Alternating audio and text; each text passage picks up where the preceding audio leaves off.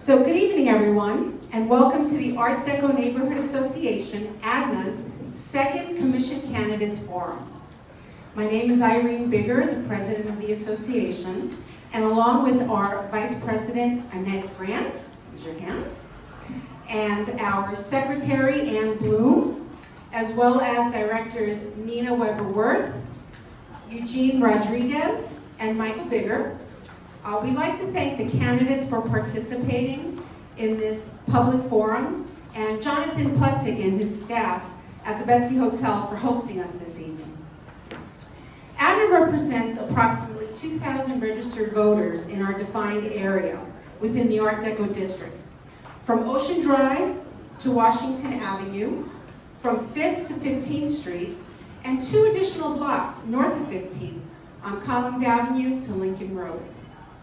Our unique and famous neighborhood, which is steeped in rich Art Deco history and surrounded by the beautiful landscape, which is our beach and our park, attracts millions of visitors each year, on top of the thousands of residents that call it home.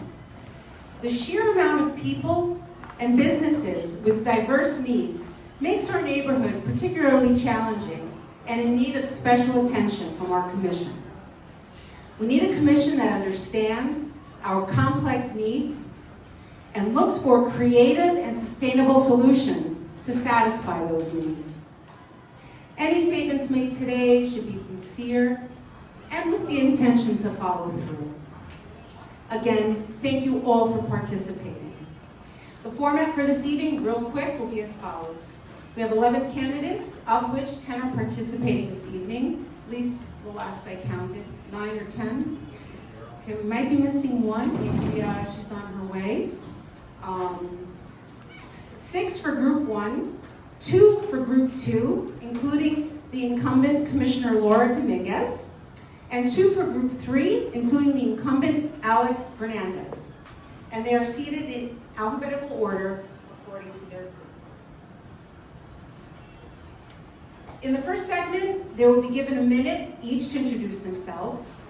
And we will have, in our second segment, questions from ADNA, with each candidate chosen in random order and allowed 1 minute to respond. Our third segment will be a lightning round of questions submitted in advance by residents and members. And for the sake of time, the candidates will respond as concisely and at the same time as they can, with the pals given to them. Then each candidate will also be given the opportunity to pick one random question that they alone will answer within 1 minute. And in the fourth and final segment, we'll allow each candidate 1 minute for closing remarks. So with that, and without further ado, I'd like to introduce all the candidates.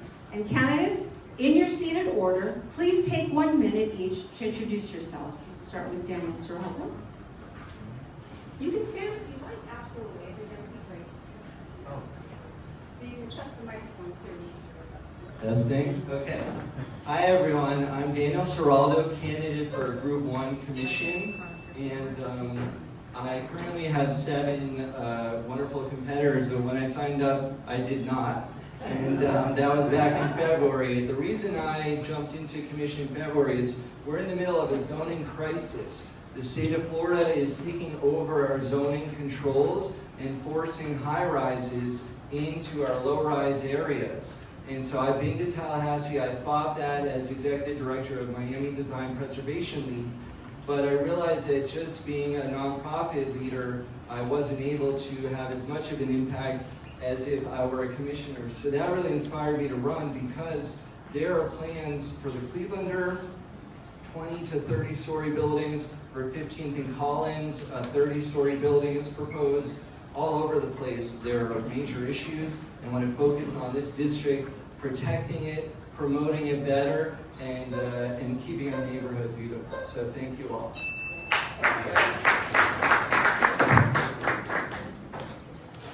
Hi, Brian Ehrlich. I am really excited to be here with you all tonight. I believe that we need to be building a Miami Beach of the future, one with vision, with discipline, and one that delivers results.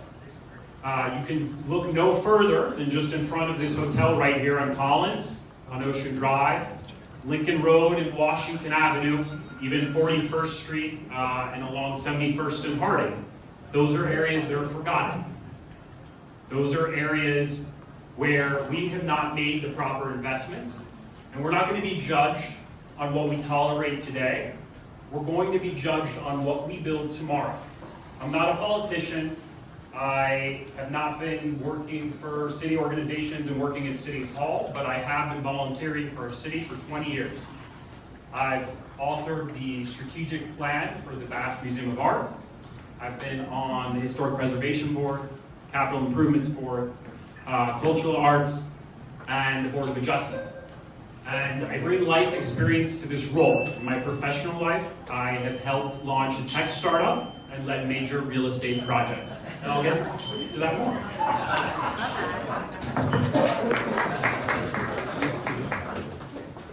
Good evening, everyone. I'm Matthew Goltanoff. I'm a nearly 15-year South Beach resident. I'm a father. I'm a husband. My children attend South Point Elementary School. I'm running because I believe that we face a crisis as well, but this one is a perennial crisis. Traffic, transportation, transit, and mobility. It impacts all factors of life on Miami Beach, whether you're a resident, whether you're a business owner, a visitor, or an employee. And I believe that there are solutions that can help alleviate some of these traffic problems that we have, but we don't have leaders that have the courage to tackle this. And I've served on the planning board. I've served as chairperson of the city's Transportation Advisory Committee. I serve on a county board as well. Professionally, I am a software developer. I currently work at the Miami Design Preservation League in community engagement, and I believe that I can help deliver the solutions for our city. Thank you.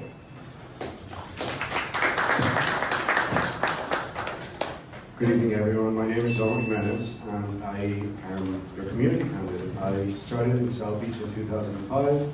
My family owned a restaurant here for 20 years. In 2022, we were named Hispanic Heritage Business of the Year. Earlier this year, we were also recognized by the City Commission for our 20th year as a small business in South Beach.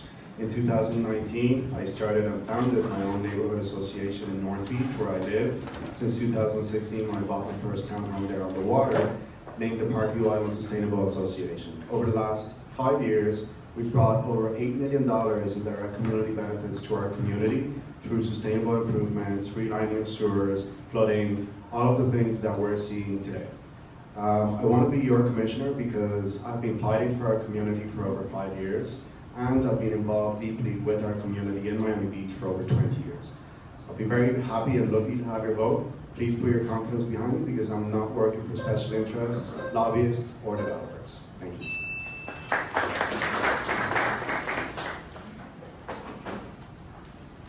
Hi everybody, I'm Monica Mateo Salinas. I've been a Miami Beach resident for 16 years and I've been involved for about 15 and a half. I first started volunteering with my children's PTA at South Point Elementary, and when they reached middle school at Nautilus Middle School, I was elected PTSA president. And I continue to Beach High, where they currently attend, go High Tides, during volunteering for the PTA. My kids wanted me to lay off the PTA, so I said, perfect, I'm gonna run for commission, and here I am. I've been involved in multiple different boards. I sat on Miami Beach United. I've also sat on the board of the Miami Beach Community Development Corporation, which I'm very proud of. Additionally, I've been on some committees, the Commission for Women. I was appointed by the late Commissioner Mark Samuel, may he rest in peace, and also the Committee for Quality Education. I worked for two different commissioners, Commissioner Kristen Rosa Gonzalez and Commissioner Alex Fernandez, which I'm also very proud of, and I've been endorsed by Commissioner Tanya Bott, So Be Safe, and the CWA Local 3178. They endorsed me because they know me, they trust me, and they know I'll get the job done for you. Thank you.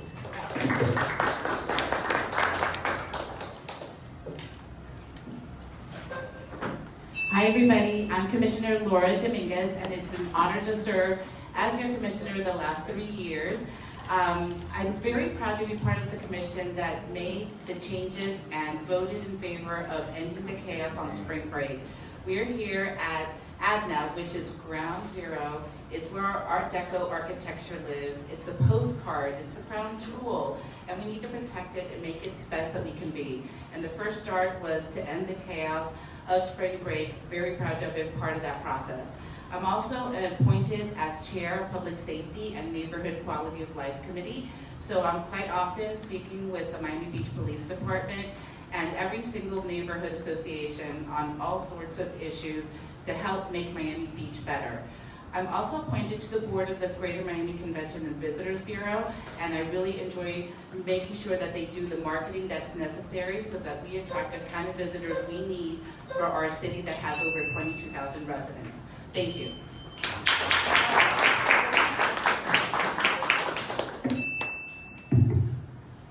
Hi, I'm Fred Carlton. Unfortunately, I'm a senior member here. I've been here 60 years. And I'm a product of the school system here, park system. Miami Beach, obviously, is in my blood. It's where I raised my 4 children. My 4 children were born at Mount Sinai Hospital, and they were also through the school system here and the park system. We have a lot of complex problems here in the city. I want to put one thing to rest tonight, because I know there's a lot of mailers going out. I am not a developer. Okay, I want to make that very, very clear. I do not develop. I don't own 1,500 apartments on Miami Beach. I own 1 apartment. Okay, and all the other things that are being said through these mailers are completely false. I'm here simply to serve my city, a city that gave me so much, and to give back to it would be a privilege.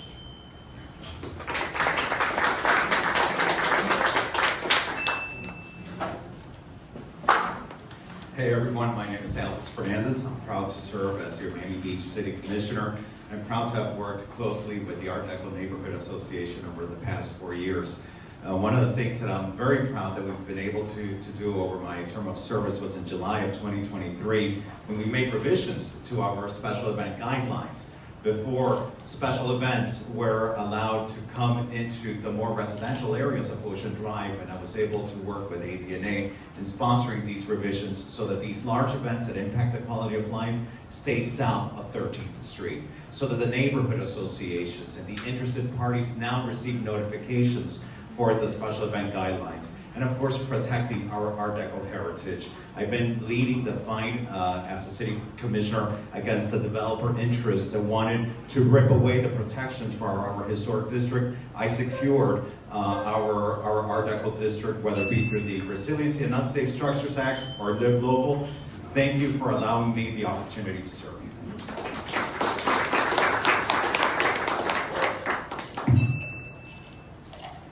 Greetings, welcome everyone. My name is Luigi Mary. Thank you, Mr. and Mrs. Bigger. So I am here as the only working class candidate. I want to thank every one of you for being here, because this class of candidates all love the city. We just have different approaches and different ideas on how to achieve that. I think all of us here want the betterment of the city. The purpose of me running is to give the residents an actual, true, and accountable voice. It's a tall order. I'm asking you to vote against our friend Alex. And it's a tough, tall order. But the reason I'm doing that is because I'm asking you to take a chance to put that aside and to consider something fresh and new. I respectfully disagree with you on a few points, and I believe that if we take our best interests, the voices of the residents, the voices of the small business owners, and actually take those voices and hold City Hall accountable, I think that we will be able to do that effectively and work together. Thank you. So we'll just take this moment to have Ava, Ms. Frankel, would you like to take the speaker and just introduce yourself for a minute?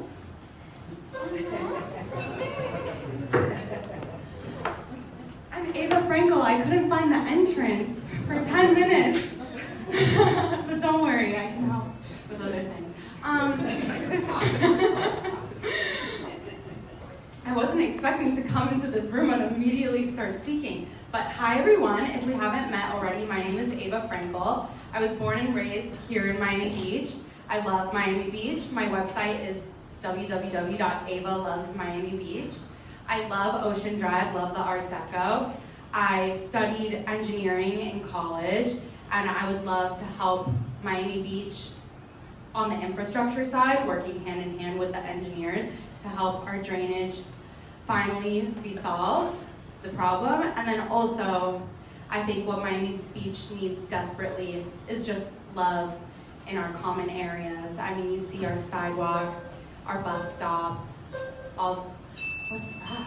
We're a little low tech today. We're usually low tech.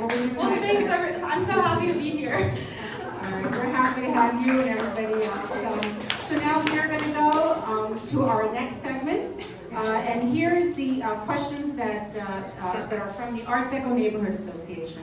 And as I mentioned, they will be asked randomly. This is the low-tech side of it. Out of the hat. All right, so the first question is, the South Beach experience, including Ocean Drive, greatly impacts our city's economy and is a major contributor to the economic engine of Florida tourism overall. Based on the challenges we are experiencing, including vacancies and the difficulty in attracting quality businesses to come here and open, what is your plan for revitalizing Ocean Drive in our Art Deco neighborhood? And the first lucky person is Commissioner Alex Fernandez. You can All right, well, first and foremost, we have a $20 million bond that needs to move forward and needs to move forward quickly, and I think there's basic things that we can agree on. Sidewalk repairs, lighting enhancements, these are all basic things that we can move on quickly that help our small businesses and that we can push to revitalize. Also, concurrency and mobility fees. We have businesses that can't even open because the fees we're putting in them are so big that they go out of business before they even open. So we're pushing through legislation to waive those concurrency and mobility fees. We also need to make sure that the city is clean, that the city feels safe, that we are seriously enforcing our no camping ordinance so that people feel safe walking through this area, so that people feel safe living in this area, which is ultimately what we need to do. Improve it as not only as a heritage tourism destination, but as a residential community that it is. Thank you. The next candidate is Brian Ehrlich. Look, I think that Ocean Drive has some of our most beautiful, high-quality architecture in the world. So that's our brand differentiator. That's what we should be selling to the world. We need a strategic plan with the private sector and the public sector, I believe with the commission leading that plan, to articulate exactly what it wants and what the standards are. We should, number one, have high standards when it comes to design. What does that look like?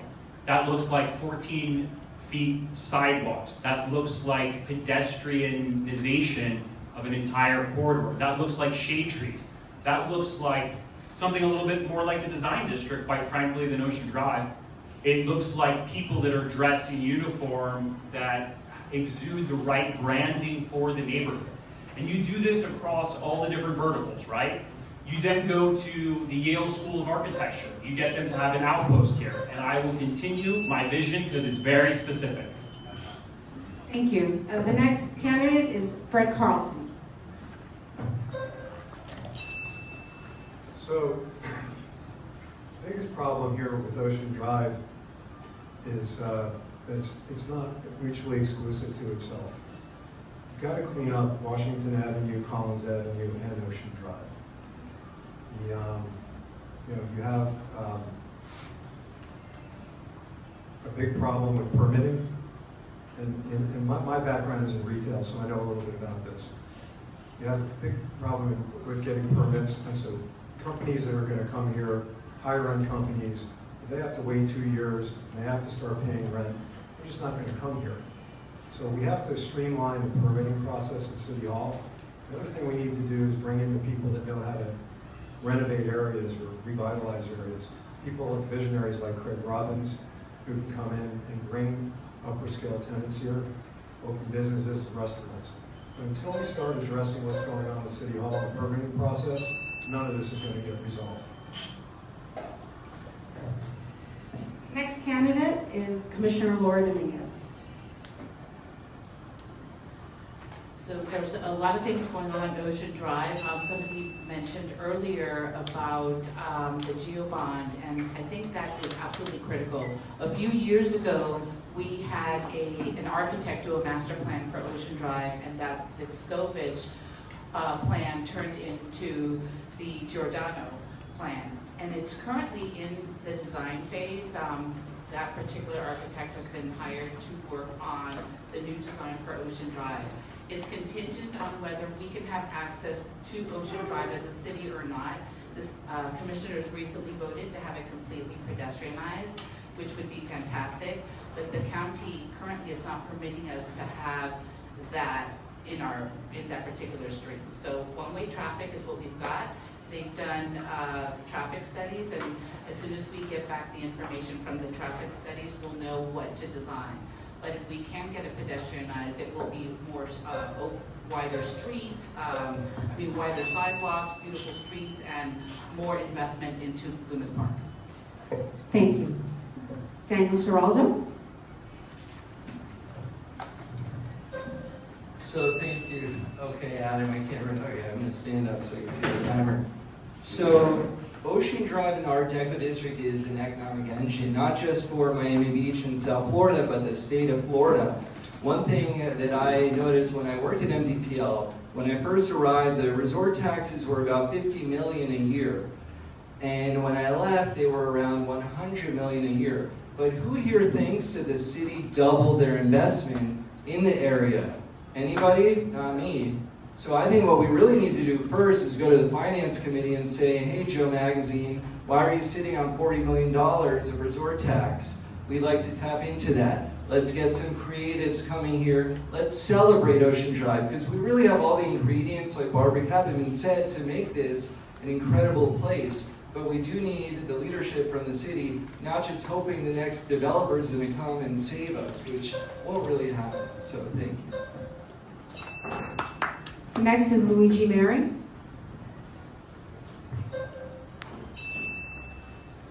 Thank you for the question. Welcome back, everyone. So I am glad to take this question because I am the only one here, to my knowledge, who has actually worked as a manager on Ocean Drive. I'm the only one here who was almost killed by a homeless individual on Ocean Drive. Police paperwork there to verify that, so you can fact check it. So now the reason I mention that is because the revitalization of Ocean Drive is very important. The elephant in the room is the urban culture.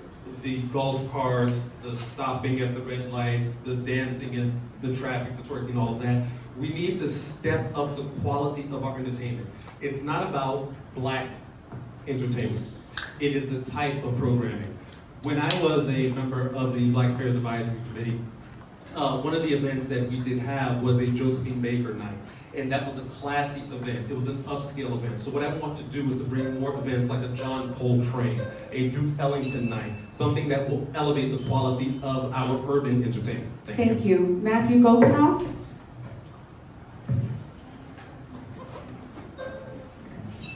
First, I want to say hi to my wife and my kids who just arrived in the back. Welcome.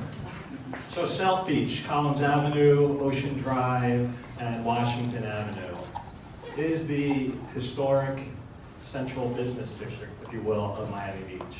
And it's the reason why we moved here almost 15 years ago while we're raising our family here. It's the walkable streets, it's the density, it's the commercial, the cultural, and the economic activities that are here. The big issue is that it's hard to get here, and it's hard for visitors to get here. My office is on Ocean Drive, and I see it every day. I've heard that revenues for our restaurants and our hotels are down on Ocean Drive, on Collins Avenue, and Washington Avenue. It comes back to mobility. Miami Beach is not the only game in town, unfortunately, anymore, and we're competing with Wynwood and Brickell and other neighborhoods that are easier to get to and more centrally located. If we can solve mobility, I think that we can bring South Beach back again. Thank you. Thank you. Monica Mateo Salinas. Hi. So, two ways. First of all, I would support the pedestrianization of Ocean Drive, and I know the county does push back on that, but I think the helpful workaround is to have more events. So quarterly, I think we should be closing down Ocean Drive to have events. For example, Miami-Dade College, they have the book fair. I don't know if you've been to the book fair, it's fantastic. We don't have a bookstore on Ocean, or in Miami Beach. I know Commissioner Rosa Gonzalez had a proposal to bring a bookstore here. What if we had the book fair on Ocean Drive? And we shut down Ocean Drive and we had this lovely book fair like Art Deco weekend. Art Deco weekend could really be better. We could get actors that come out in the 40s and 50s wear. I think that'd be fantastic. The second way is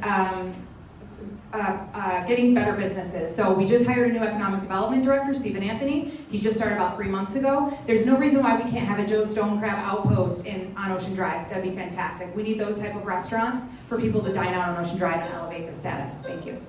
Thank you. Omar Jimenez? So as a small business owner in South Beach for 20 years, Miami Beach in general is not anything like what it was when we first moved here in 2005. We really have to work on bringing back people to Miami Beach, not just Ocean Drive, because all of our businesses are suffering up and down the beach, on Washington, on Lincoln, on Española Way, not so much, but we're all still suffering.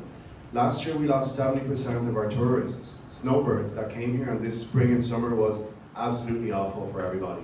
So we really need to work on making small business better, reinforcing incentives for small business in Miami Beach, bringing back small business in Miami Beach, working with the Beacon Council, working with the Economic Development Department, working with the Chamber of Commerce to develop a Miami Beach Business Development Authority so that we can create a new niche economy that will bring back young families, young professionals, and bring back mixed use to our city so that we're not just developing high-rise luxury towers that nobody lives in, nobody comes down to use our businesses.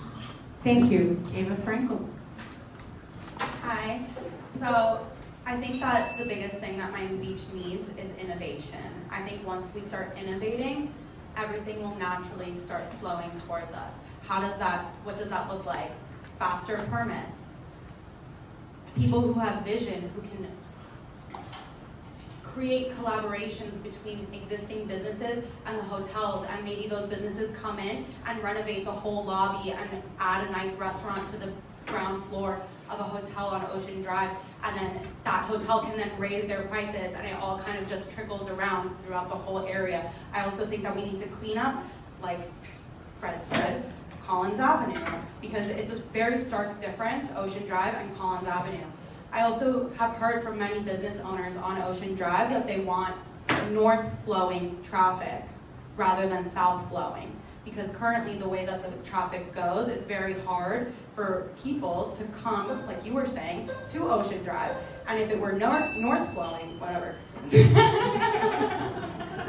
would just be better. Thank you, everyone. We're going to our next question. In light of recent state legislation and developer interest in our neighborhood, what is your view on development? And is there a place for it to help our economy without negatively impacting the character of our historic neighborhood or encroaching upon and jeopardizing our picture postcard skyline on Ocean Drive? First candidate, Ava Frankel. Okay, the postcard skyline, I agree. I want to see it more. I want more rooftop. I know a lot of people are against the rooftops, but I would love to have more rooftop options where I can go and have a nice dinner and see the ocean and the beach. I mean, our name is literally Miami Beach, and I can name 3 restaurants where I can actually see the beach from the restaurant, and it's like, we just need more. We need more innovation, we need more options, we need less bureaucracy, because right now our rules are suffocating us. It's suffocating the businesses, it's too expensive, it's too inconvenient. We need live music, and live music doesn't mean it's gonna be like blaring music. It can be someone playing piano. It can be someone playing, it doesn't need to be amplified live music, but it can be live music or a little guitar or something, anything. We need innovation, because that's how Design District Wynwood, all the other towns or areas of Miami that we're intimidated by, that's how they got to where they are, by innovating, and we need to do that too. Thank you. Commissioner Laura Dominguez.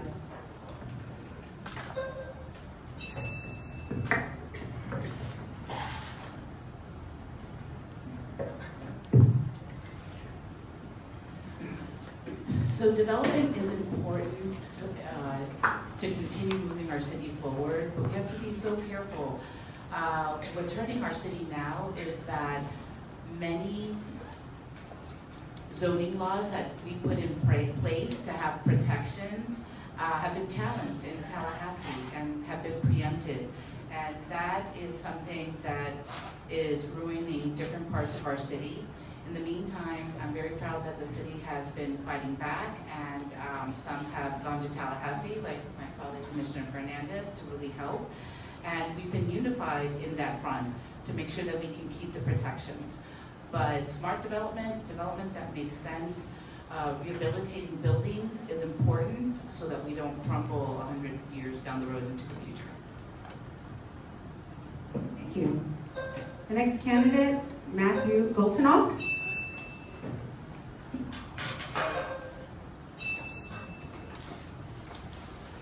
So I'm sure many of you have heard that our city has been losing population since 2020. And that's unfortunate because the state of Florida is booming. Part of that is because it seems to me and to others that Miami Beach has become the city of no, and not what it used to be, which was the city of yes, trying new things out and being a fun place to do business, to live, and to have and to go to restaurants and whatnot. I believe that compromise is always necessary. Our character is defined by our architecture and by our streetscape and by the scale. I think that we can work together. We can build more housing stock so that full-time residents can live here, can afford to live here, can add to the vitality of our city, and can still respect what makes the city special to all of us in this room tonight. Thank you. Thank you. Daniel Ciraldo.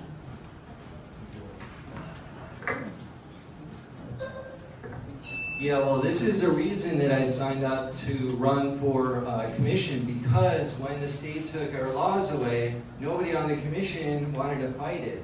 Rather than, yes, we were talking about Alex Edby going to Tallahassee, but I mean the next phase, which is actually joining the 30+ municipalities that have filed against SB 180. And by the way, they're not Democrat municipalities, these are Republican strongholds. So I've been trying to explain to the city that we really need to fight against Live Local before all these high-rises are like forced upon us.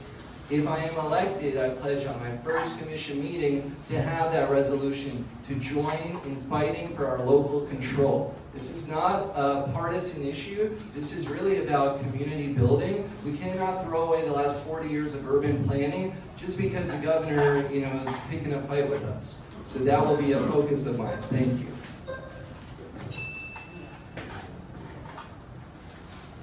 Brian Ehrlich. I mean, it's been said before, our human scale is the differentiator in the city. We have the highest quality of Art Deco buildings in all of the world. And so that is what we have to promote. That's what we have to restore. And yes, we need to work with the people that own those buildings, right? We don't want them to look like they are in constant disrepair. We need to also figure out how we leverage our power on the commission to get the most out of them. I'm the only one who's built a building before as a project manager. I understand what the costs are. I understand how you can extract more concessions from developers and where the room is. And I believe that we should be doing that. We should be getting them to fund infrastructure. We should be getting them to fund master plans. We should have shaded trees that go east and west, all the way down the streets that cut east and west. And we should have a series of valet carts like they do in the design district. If we create that with the private sector, we're unstoppable. Thank you. Commissioner Alex Fernandez. Thank you. This has been core to the work that I've been doing over the past 4 years, as was mentioned by Commissioner Dominguez and by Daniel. I've been literally fighting in Tallahassee when 2 years back to back, they were going after our Art Deco historic district. We were able to fight against the most powerful developer interests in the state of Florida and secure protections for our Art Deco historic districts. When they were pushing Live Local, we went there and we fought and we got safeguards for our architectural design and to be able even to require facade replication. I have a history of working with historic buildings in Miami Beach. I've worked together with my partner Robert in fixing up historic buildings. And we've learned that we needed to streamline the process. I passed the first most comprehensive revamp of our historic preservation code to make it easier for people to go through the process and fix up their building, creating also an ad valorem historic tax exemption on the restoration of properties. Those are the types of incentives we need to give people. Thank you. Fred Carlton.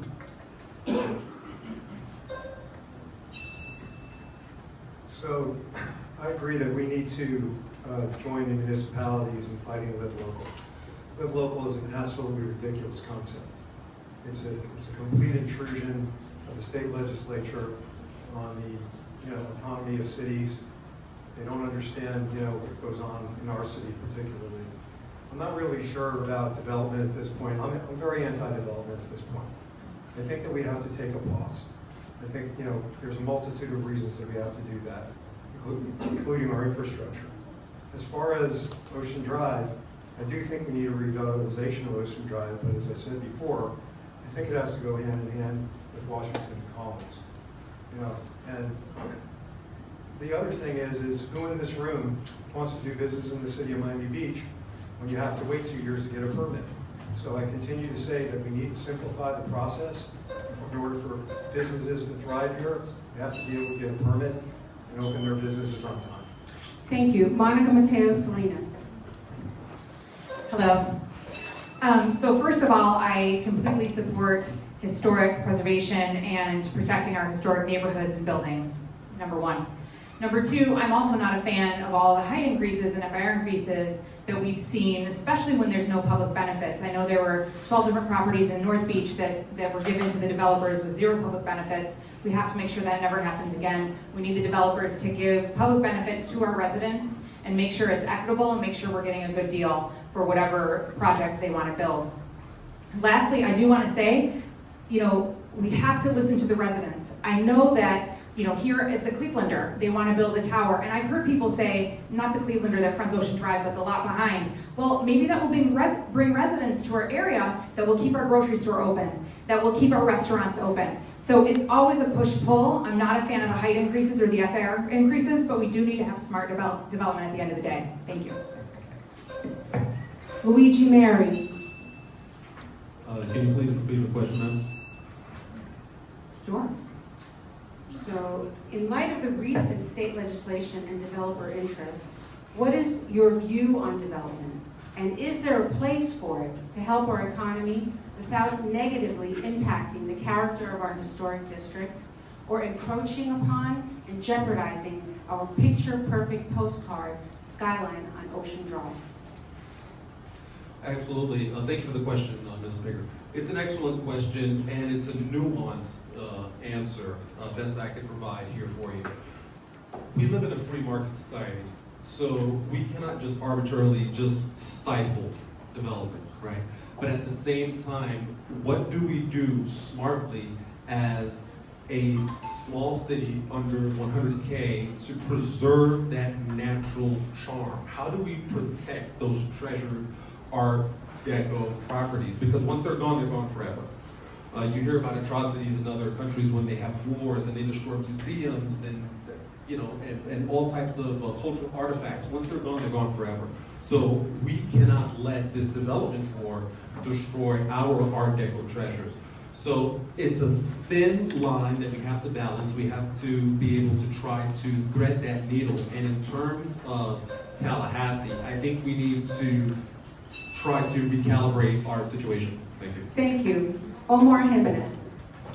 So I was actually the only candidate that announced his candidacy during the special city commission meeting on June 27th for the confirmation and the approval of 1250 West Avenue and the Doville redevelopment. I stood side by side with those developers and I told them that this was a horrible deal that we were getting because they were not providing any community benefits and that it wasn't gentrification, it was exploitation of our community. I stand by that. I am self-funded and I always will be. I'm not beholden to special interests or developers, and I will always fight for historic value, the historic value in our city. Obviously, Art Deco and our city's history is very important, but we need to regain our competitive edge that we've lost over the last decade or so to other nearby municipalities. And how we do that is by building mixed-use developments that will bring back, as I said, families, young professionals, and young families to work and live in our city. Because we're good at the play part, but we're not so good at the work and live part, and we need to improve on that. Thank you, everyone. On to the next question. Question number 3. With special events continuously occupying our public park and beachfront during the peak season months, there is growing concern about the quality of life for both residents and the visitor experience, the strain on our infrastructure, and competition for our local businesses. How do we better manage these special events and balance them with the needs of all that I just mentioned?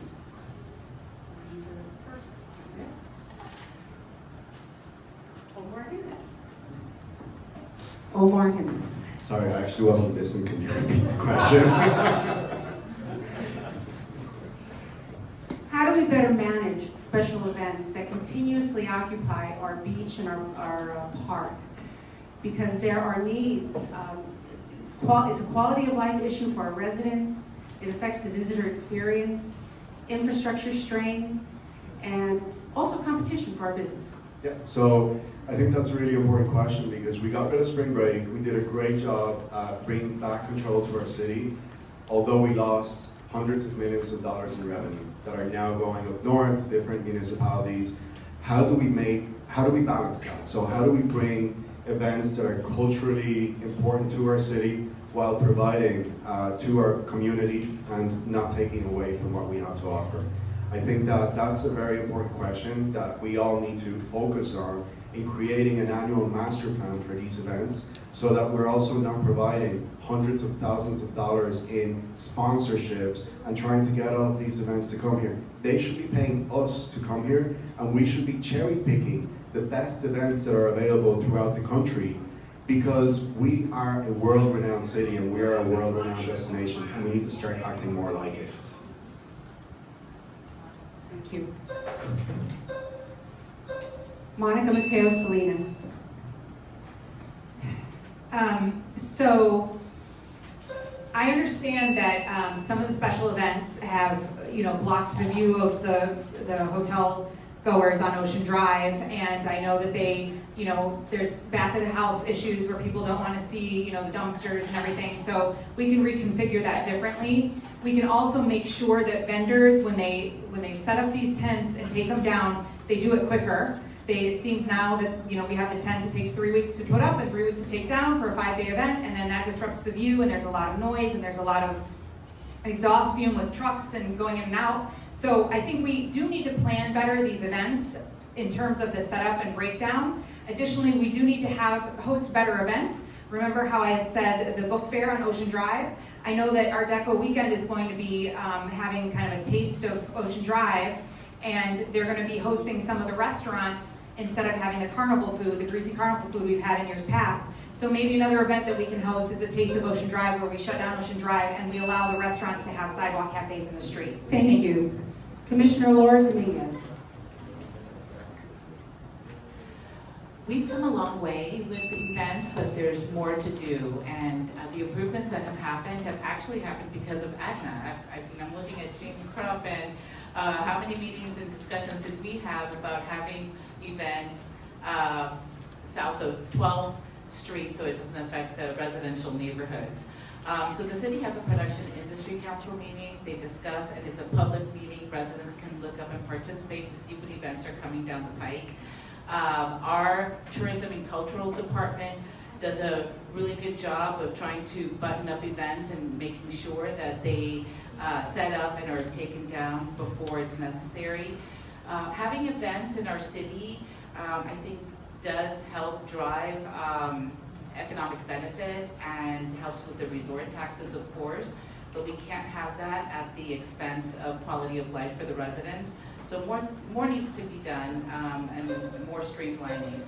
And next year's gonna be incredible because not only do we have the regular events, but we also have the college football championship and then FIFA World Cup. That's gonna bring a lot of tourism here. So we are working on it. Thank you. Fred Carlton. So, I think that we have to work with the Chamber of Commerce and we have to work with the Tourism Bureau when it comes to events. I think, really the core thing here is safety, right? So during these events, we have to make sure that our residents are protected adequately. We have to have beefed up police presence. And that means that these events have to pay their fair share. It's unreasonable to come to the taxpayers in Miami Beach and ask them to pay for, beefed up security, beach cleanup, all the things that come along with these events. The events are super important, no question. It promotes our city. Our city is very unique in its own right. But in order to, really make this thing function properly, we have to get a real balance between what these events are going to pay to the city, take the burden off the taxpayers, have beefed up police presence and safety, and work with the appropriate agencies to get the right events here. Thank you. Matthew Goltanoff. Last spring, I attended an event with the Greater Miami Convention and Visitors Bureau, and they did a poll of people in the audience, multiple questions, a lot of times about what is holding back tourism in the region, what can they do to improve it, and almost every single time on the screen, on the word salad you would see, it was traffic, it was transportation, it was public transit. That is the number one issue. Anyone who's attended trade shows anywhere in the country know that a transportation plan is the number one priority, or number one thing that you'll see between the big convention and all the hotels. They'll run shuttle buses, they'll have routes. They make it so that the impact of these big conventions and shows is not that great on the city in which they're being hosted in. Art Basel, we don't do any of that. The transportation plan is good luck, or take an Uber. I would just use the example of the Adobe conference that was here last year, 10,000 people, they had a transportation plan. We should do that for special events here. When I say we, I mean the people who are hosting it. Thank you. Daniel Seraldo.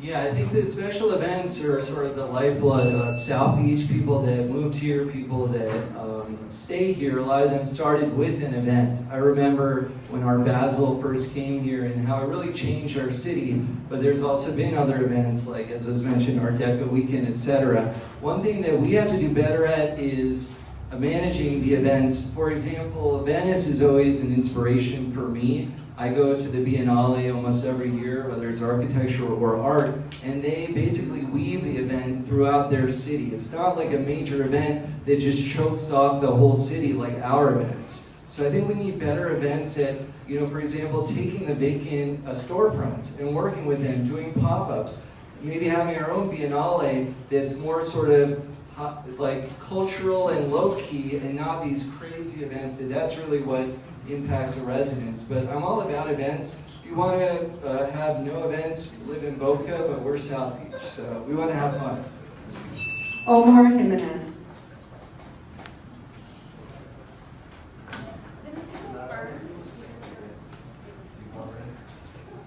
Sorry about that. Even low tech messes up. Ava Frankel.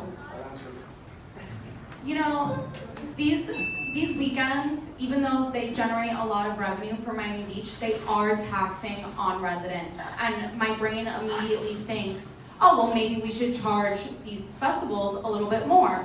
But then I'm like, oh, wait, I don't want to add more red tape to these businesses and events that are coming to our city to add revenue to us, and instead push them to other parts of Miami like we've done with many other things.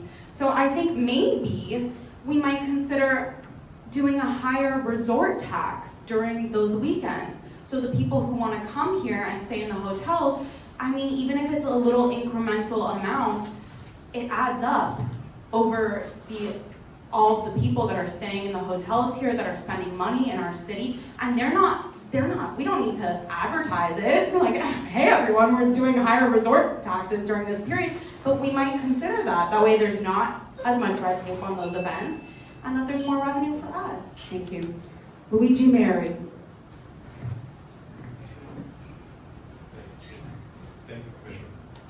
All right, so now, in regards to what we can do, I think that we need to really, again, recalibrate the type of entertainment that we are providing on Miami Beach. In terms of special events, I am the only candidate that actually worked and managed the business on Ocean Drive. I mentioned that before, and I'm the only one who was a member of the National Concierge Association. I mentioned those two facts because they are in fact relevant. I am dealing with the customer face to face. I know what they tip. I know the groups that are well intended. I know the ones that are probably looking just for free birthday drinks when the birthday was 2 months ago. You know these things, you pick them up. And what we need to do is to fill up our calendar. We have 100 days of the year where we have beautiful, pristine Chamber of Commerce weather and the streets are empty. We need to do pop-up events. And also, one of the things that I will do if elected, I am actually going to create an annual Miami Beach pass, similar to a Disney pass, which will encourage repeat travel. And I'll elaborate on that further. Thank you. Thank you. Brian Ehrlich. Look, the way that I look at it is from an analytical point of view. I think that we need to look at the numbers. We need to understand how much are these events generating in economic activity.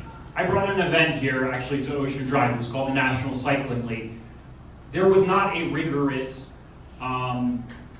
application process in terms of what I was going to contribute. I happen to think we contributed a lot because we brought a lot of people here. We had a competition cycling that we did over the weekend during spring break because we were trying to counter a program during spring break.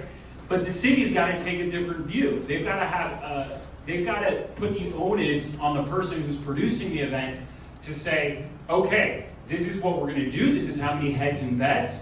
This is the economic activity that we're going to contribute. And then, as we discussed before, we got to get the right kinds of events. So that might look like the Cannes Film Festival in a very, very small kind of, compact version. We should be thinking about it from a footprint point of view, not from having giving these people the wide swath of our beach. Commissioner Alex Fernandez. Can you repeat the question? Yes.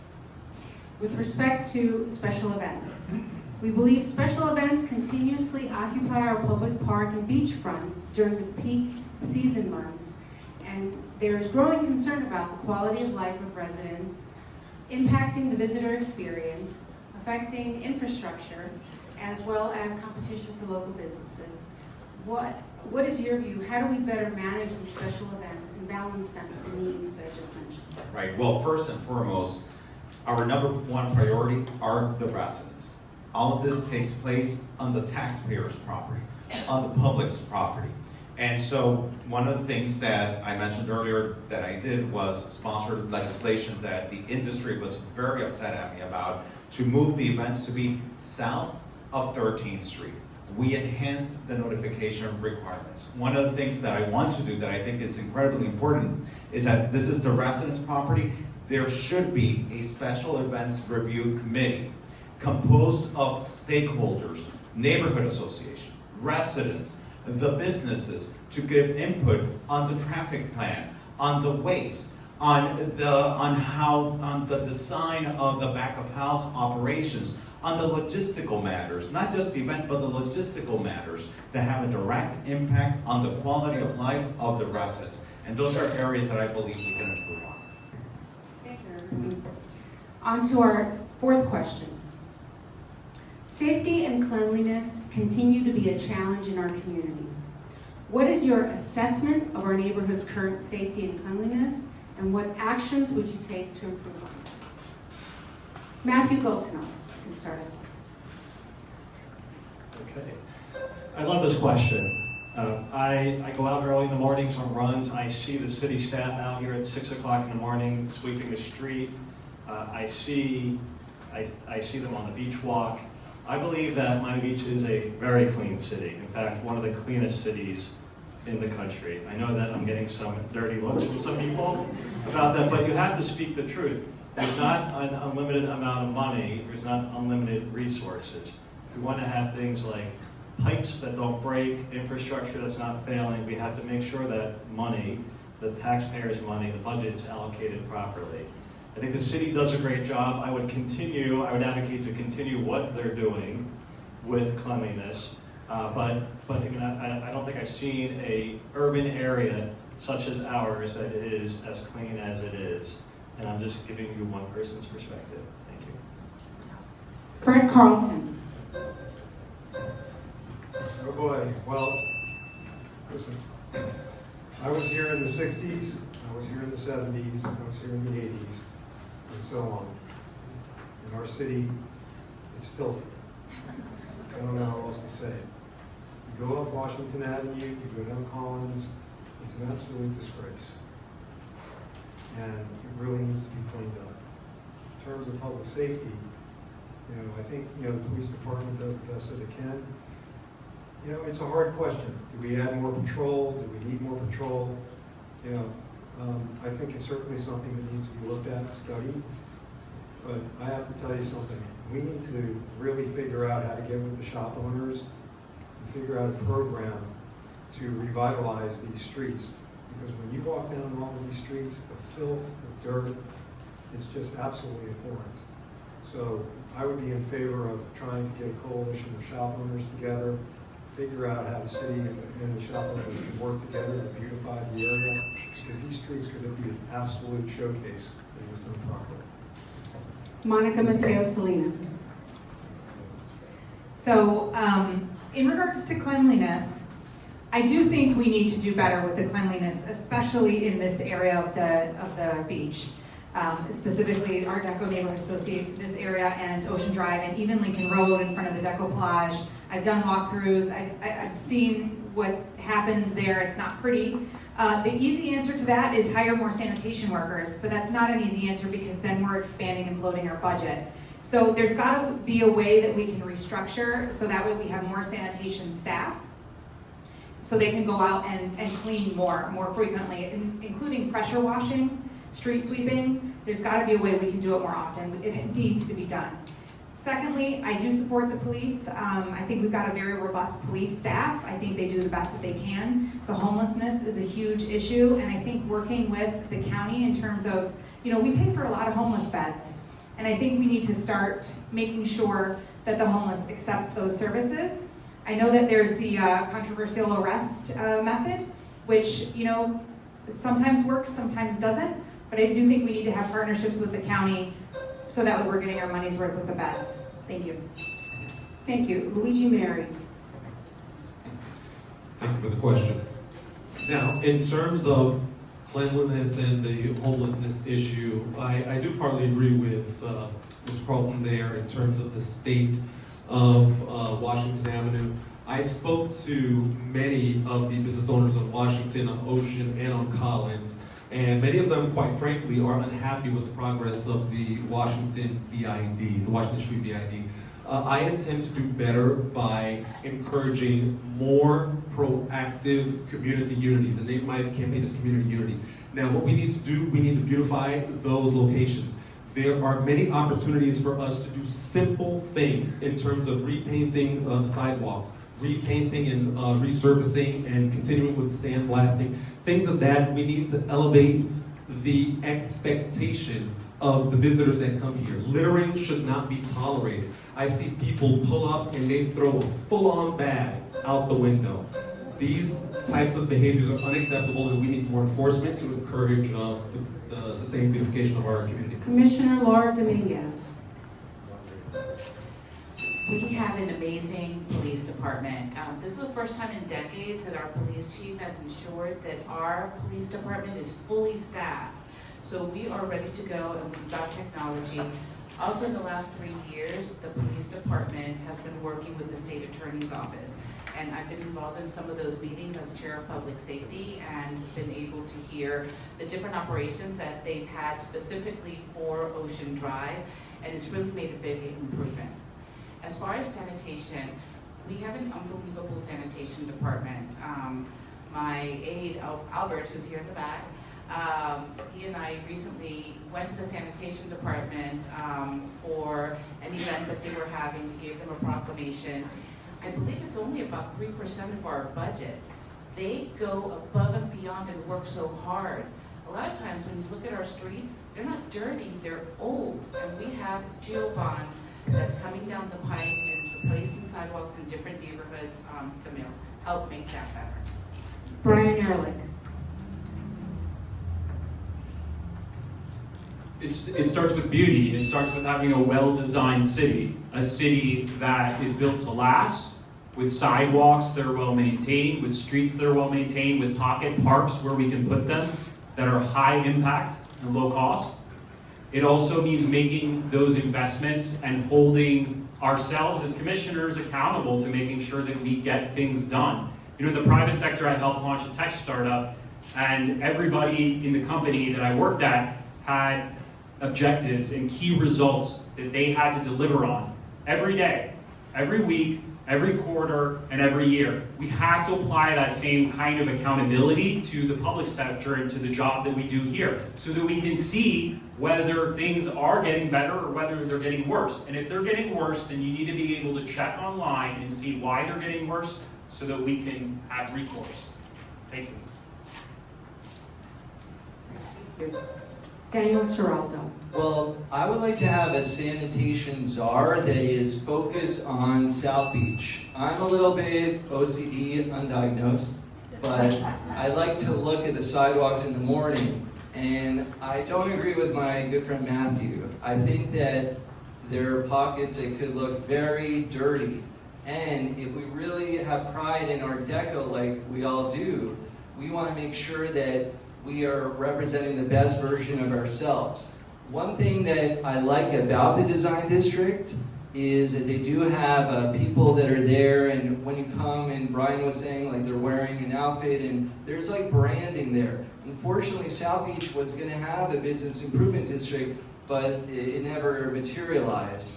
And so I think that, once again, we've got to look at tapping into that 40 million in resort tax, not all of it at all, but even a small amount. We could have seed money for these small incremental. I'm not the mega project guy, I'm the incremental block by block. I think that is how we polish this gem that we have. Ava Frankel. One of the first things I ever learned was treat others the way that you want to be treated. And to Luigi's point of people throwing their trash around Miami Beach, when our government and our city treats our city like trash, where it's dirty and filthy and disgusting, then others are going to see that and think, okay, I can treat this city like that as well. We have almost $1 billion budget, and people, I don't know where the money goes. I really don't. We just did an $11 million refund to our residents. That equates to about $140 per person. That's not moving the needle for anyone. I would have preferred for that money to be invested into micro investments of, call it spiritual infrastructure, whether it's cleaning the streets, making bus stops a little bit nicer, and then also on police. I have 7 seconds left. I think we need more foot patrol on pedestrian areas, especially at night. We have fully staffed police, we need it. Commissioner Alex Fernandez.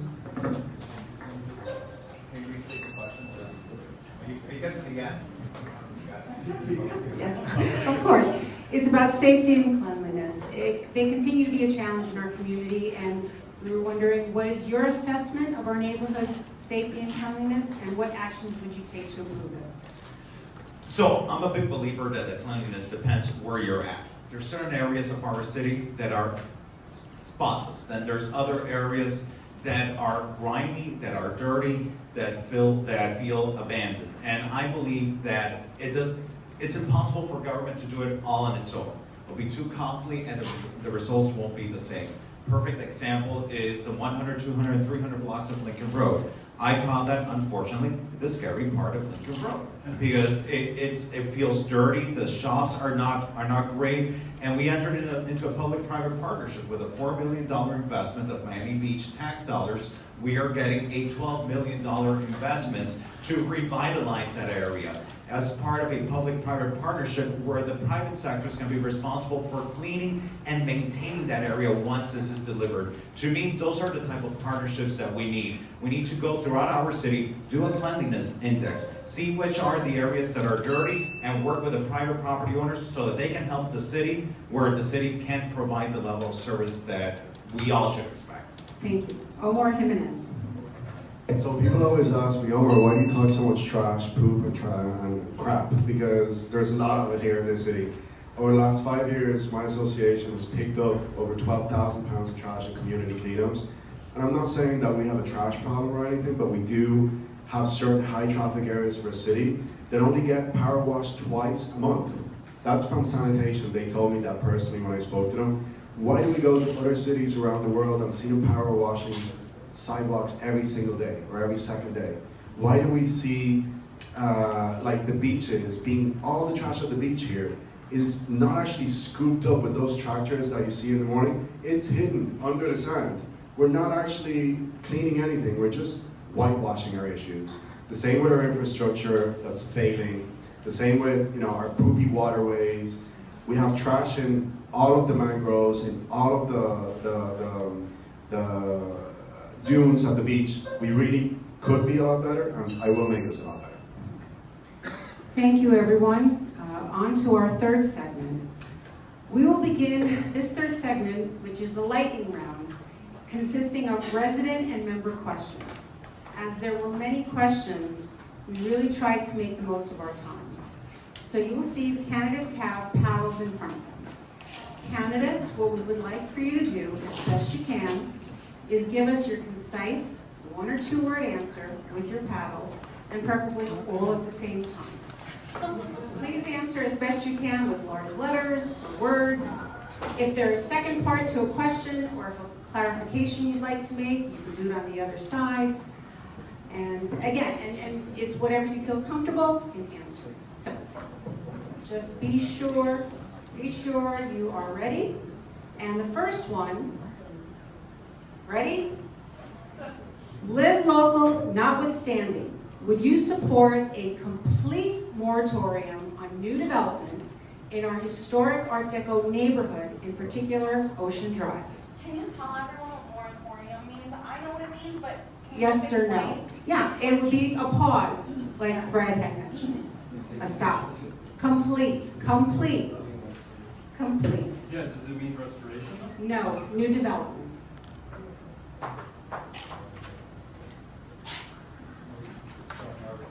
Yes, you are. So, yeah, and since it's the first one, you can read it down the line and then we can practice it, writing larger.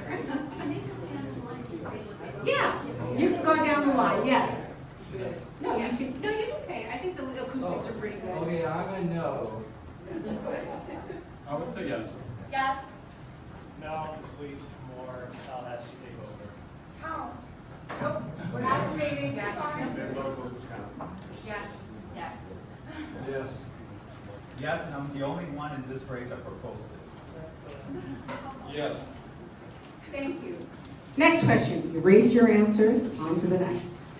Would you support incentives for adaptive reuse and repurposing of historic buildings, which is the second part of what you had asked? Adaptive reuse, basically taking current buildings and creating new use for them. And it's a yes or no. But I'd like to know, kind of as an aside, what for you would be an incentive? One word, if it's possible. We can go down the line, starting with you, Daniel. For an incentive. An incentive where it would be, I can tell you, with that, basically it's either taxes, permitting, or anything else that you find that would help and assist this to happen. Adaptive reuse.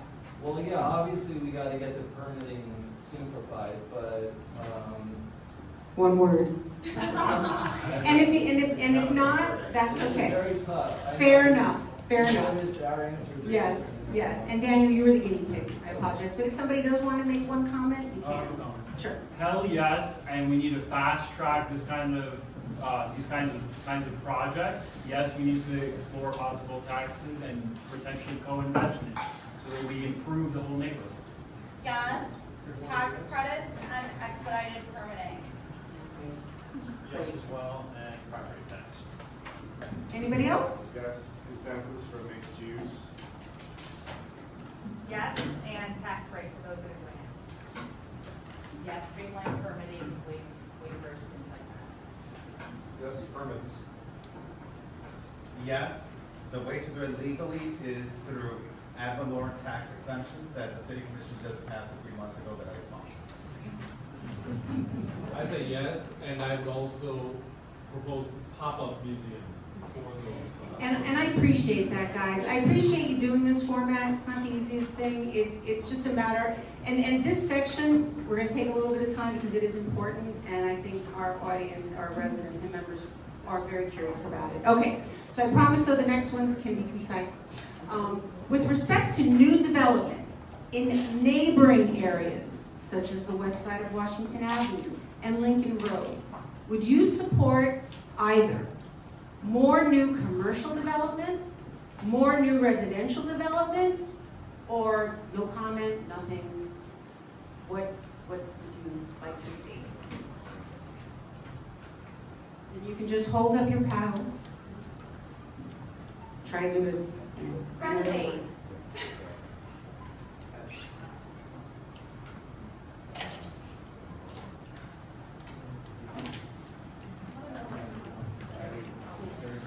Very hard to see. You can say, you can go down the line. I said yes, but at the current zoning of height, not more. It's like 5 to 7 stories currently allowed. Yeah. We should definitely explore more residential on top of commercial so that we can have symbiotic relationships so people that live upstairs can go downstairs and enjoy things instead of having short-term rentals or hotels upstairs and then our community suffering. I agree with that. I also wrote renovate on mine because I think we have a lot of existing infrastructure that's amazing that we can make so much better if we just invested in what we already have. Housing for people. I'm gonna keep saying more mixed use every time. Residential with ground floor retail. Residential at the existing heights. Affordable housing as a way of alleviating some of the traffic concerns that we have. What was the original question? Sorry. It's okay, so sorry, Alex. I know, you guys down there, you get a little less out of it. We will, I think that's a good idea. Yes, and it's good for the audience too. With respect to new development in neighboring areas, such as the west side of Washington Avenue and Lincoln Road, would you support either more new commercial development, more new residential development, nothing, none, both, combo? Yes, it's necessary as a means for preservation. You can't expect people to invest in preserving their properties if you don't give them development opportunities. And you also need the housing that's there to sustain the year-round economic activity of these businesses. That's why a lot of these businesses are suffering. There's not a full-time economy of people here to support them. Thank You're you. good? Yes. Okay. Okay, so I have smart residential with incremental, low-scale, affordable housing. So where we can find a dozen or 2-3 dozen units that we can add, those will add up over time. So I'm looking for smart, incremental, low-scale residential. Thank you, guys. So it's not really a lightning round, but this was such an important section, so I appreciate that. Okay, I think now we can go a little more straightforward. The following, with the exception of this one, is pretty much yes or no. Ocean Drive, what traffic pattern do you prefer and support? Full pedestrianization, one-way traffic with the bike lane, or two-way traffic? You can put full, one-way, current, yes, you can say current, which is the one-way traffic. You can say full, you can put one, you can put two for two-way.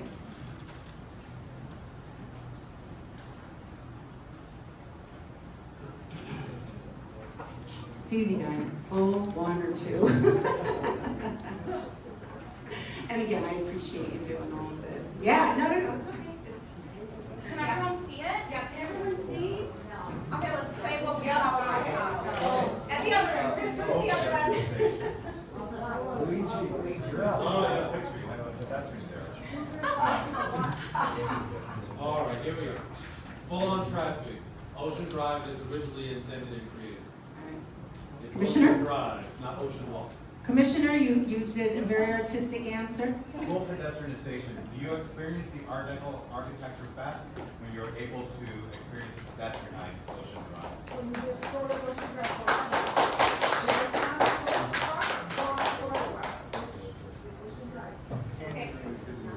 This is not a give and take. We are doing this on down the line. Let's go. Next. I don't have an exact answer, because I haven't studied it, but mine would be a hybrid. It would be a cutoff probably at 14th Street, and then have two ways from 14th Street down, so that the residents of 15th Street could live peacefully without all this traffic, and coming all the way down, they're not, the shop owners certainly could, also thrive. I think that a good deal is where everybody makes out. Okay, let's move on down. Anybody else? Pedestrian. Okay. You visit these beautiful cities from the world, and more they're becoming pedestrian. They have a promenade, and we're beautiful. We're the American Riviera. We've shown that we can do this, and it'll be fantastic. On down. Full pedestrianization, I remember during COVID, we had the sidewalk cafes, and it was beautiful, absolutely. Omar. Full pedestrianization. Matthew. So today I support a shared street like we have right there today, and the future full pedestrianization. Ava. I'm a little intimidated now that we got so many claps for pedestrianization. But I think we should have one lane going north. That way people visiting from other parts of Miami can easily access without clogging up the other streets nearby. And then a bike lane. Full pedestrianization, we need to enter the future that is today.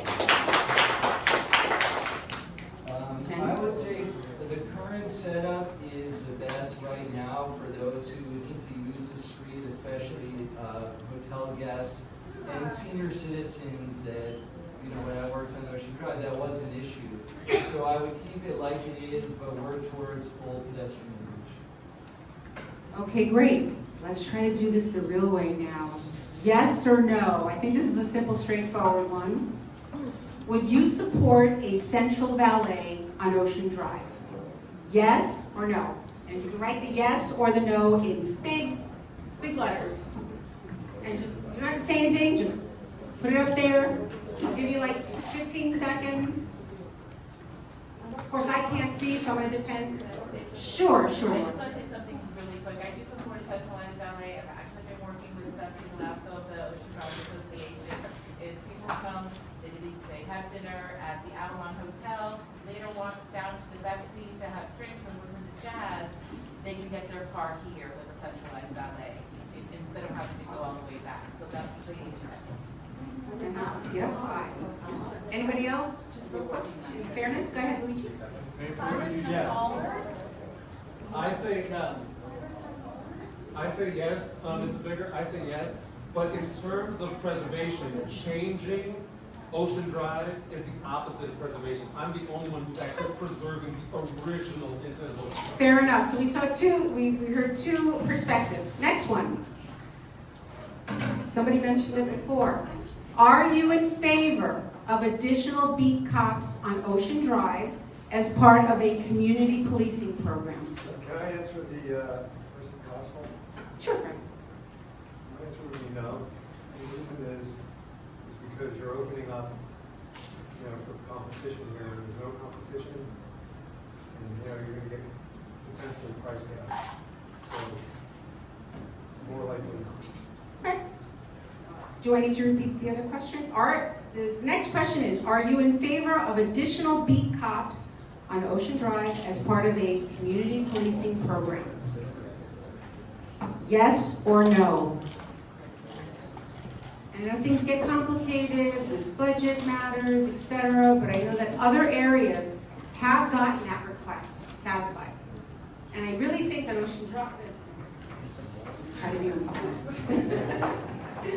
Okay. Irene, I want to explain my answer Sure. a little bit. Sure. I say yes, but I want to say though that I don't know about walking. I would prefer them to be on bikes or ATVs, and the reason is because if you have VCOPs that are at 9th and whatever, and they have to run to 15th Street, it's not efficient for them to run, 4 or 5 blocks. So if they're on a better mode of transportation that's quicker, like an ATV or a bike, I do support them walking, but we need to have more on a better mode of transportation that can get to them to a scene faster. They could also just have more throughout the street. Yeah, more. Okay, the next question. Ooh, next question. All right. Erase your answers and get ready for this one.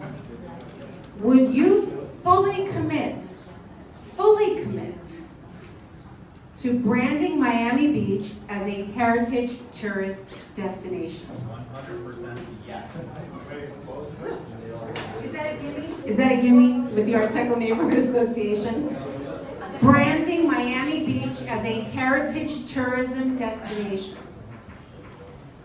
As some of you know, the Art Deco Neighborhood Association believes in our historic heritage, and we are very much proponents of it. So, thank you.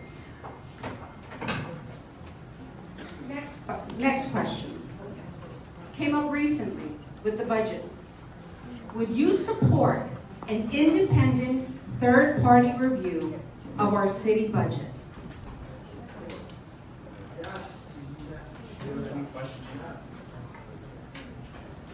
Well, I need to, can I qualify?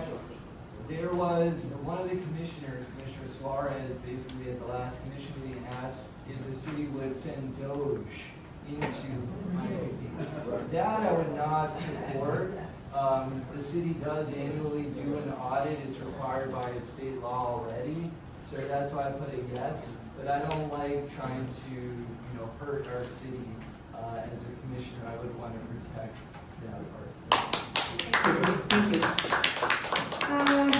So I'm going to phrase this question as a complete absolute.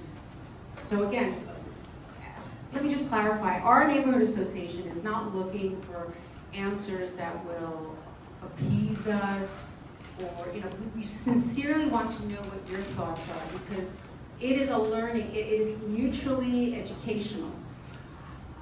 We talked about special events. And the word, I'm going to use the word overhaul, but it is a yes or no answer. But if there is an exception, I think this question, I would like to hear it.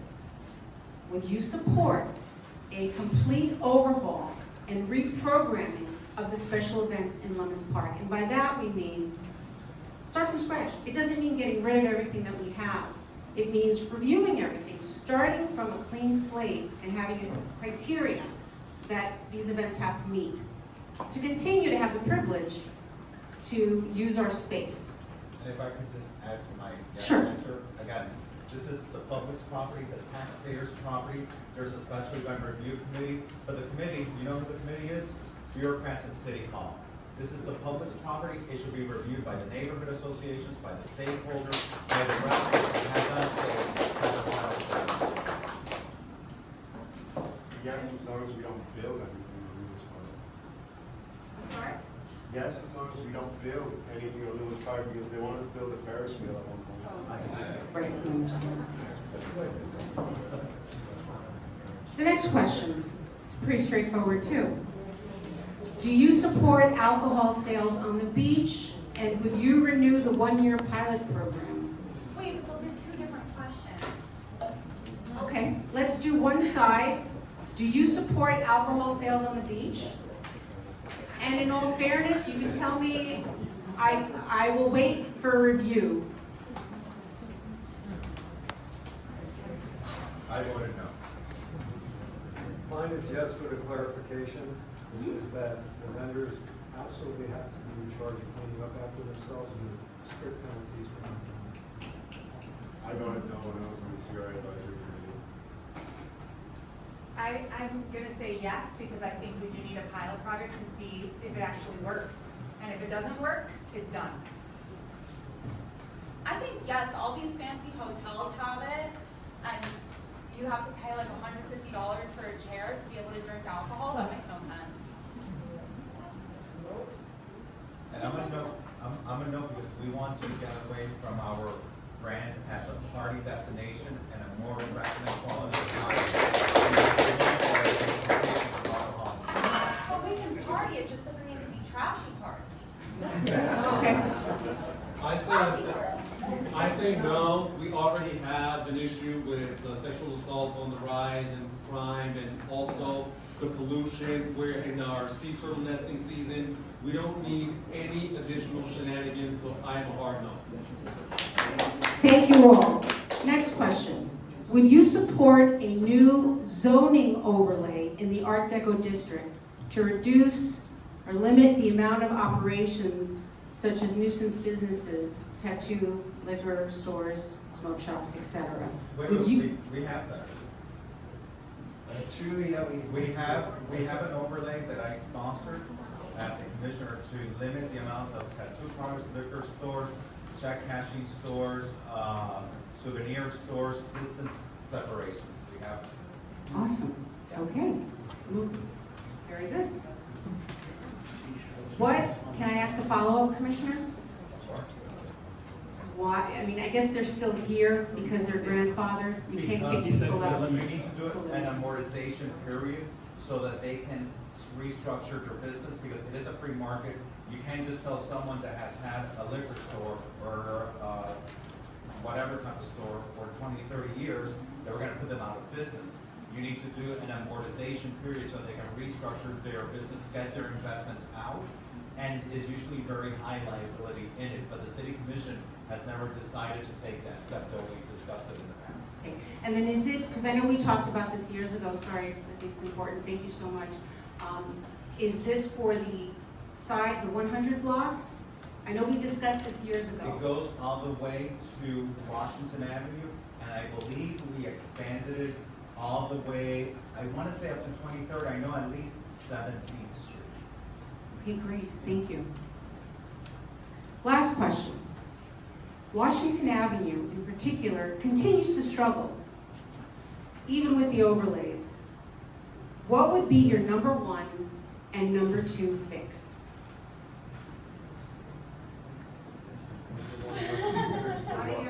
It's not a yes or no. What would you tackle for Washington Avenue? Yeah, you can take your time. Take your time.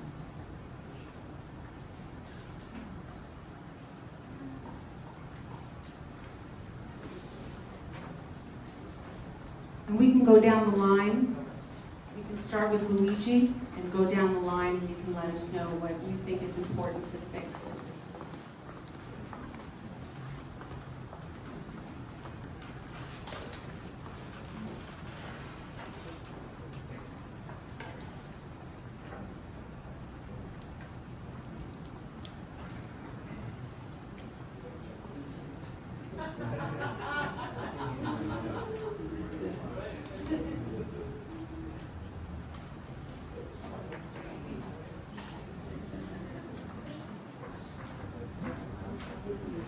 Okay, so for me, ladies and gentlemen, and thank you all for being here, and I want to thank everyone for being here with us today. So for me, I would say robust police. Not this toothless tiger business. I'm going to sit in the car and I'm just going to do text messages and just sit in the AC. Luigi, Yes, just if you can limit it to police. Police Okay. and the beautification of the actual Awesome. Washington Avenue corridor. Thank you, thank you. Commissioner Fernandez. So I have 3 points. Okay. 3 points. So full-time residents, we have 5,000 short-term rental units that are taking away from full-time resident opportunities. We need those full-time residents to support the businesses. Wave of things like concurrency and mobility fees that are making it difficult for small businesses to open up into retail, and doing away for processes for restaurants to even open up. If let's say the Van Dykes wanted to open up today, they couldn't without going to the planning board and all of these processes. We need to cut some of these processes that are keeping businesses from opening up. So mine would be permitting process, expedite the permitting process, new zoning laws or strengthening the zoning laws, and then community standards for the storefronts. Like when you go to Palm Beach, you're not allowed to have storefronts that are filthy, dirty, and have dirt all over them and not clean. So we need to adapt some strict community standards and make people clean up their junk. Encouraging more residential and whether it's through incentivizing, but for the buildings to keep the same existing zoning laws and height, but having more full-time residents will bring more economy. You can get things like grocery stores and things that some residents need and use, and working with the police department to get them more involved in Washington Avenue. It's so interesting, the police station's right there, but I see police officers walking on Collins and on Ocean Drive, but Washington, not as much. I would encourage that. I two reasons. Or two things I would do. First of all, we need to aggressively recruit better businesses, and now we have a pop-up program that I believe Commissioner Fernandez sponsored. That's what Wanderlust was able to open on Washington Avenue, and we need more businesses like that to keep Washington Avenue robust. It's a mom and pop type of family-owned restaurant. We need more of those. And secondly, low-hanging fruit, we don't have any flowers on Washington Avenue, not a single one. So let's have a partnership with Fairchild, and let's have orchids on the trees. Let's have some flower pots. Let's beautify it a little bit more. I wrote nuisance businesses because it attracts all of that nefarious activity. Mixed use, again, because we need more affordable living on Washington Avenue together with retail that really works for residents and visitors. And bid oversight, because not only the Washington bid, but the Lincoln Road bid seem to get a lot of money from the tax property owners, and they don't do that much. So we need oversight from the city on these bids. Number one, I think, is more full-time residential housing. When I started on the planning board, I supported incentives that would allow more full-time housing at appropriate scales to be built on Washington Avenue. Second is improving transit on Washington Avenue and the streetscape. It's one of the widest streets on Miami Beach, and there's so much potential to make it a place that you want to be, not only just to drive through. And thirdly, I said the Plan Z, this COVID plan, has a lot of great ideas on how to make Washington, Collins, and Ocean a better place to visit and to live. And lastly, I just want to say, it's government's job to create an environment that lets private businesses thrive. It's not their role to dictate what private businesses should be there. That's for the community to do. I said less short-term rentals and more housing in the area, or long-term housing. I also said prettier streets where you can actually go and walk around and be in the shade and there's trees all over. And then right now, I don't know if you guys know this, but restaurants, if they want to have outdoor dining, they pay the city a lot in order to have it. So I would say incentives for outdoor dining. And then I wrote that the plan has kind of what he was saying about like the consistency. The plan for that outdoor dining needs to be approved in order to get that fee waived. We have to have exceptional design standards in the city, Yeah. especially on Washington Avenue.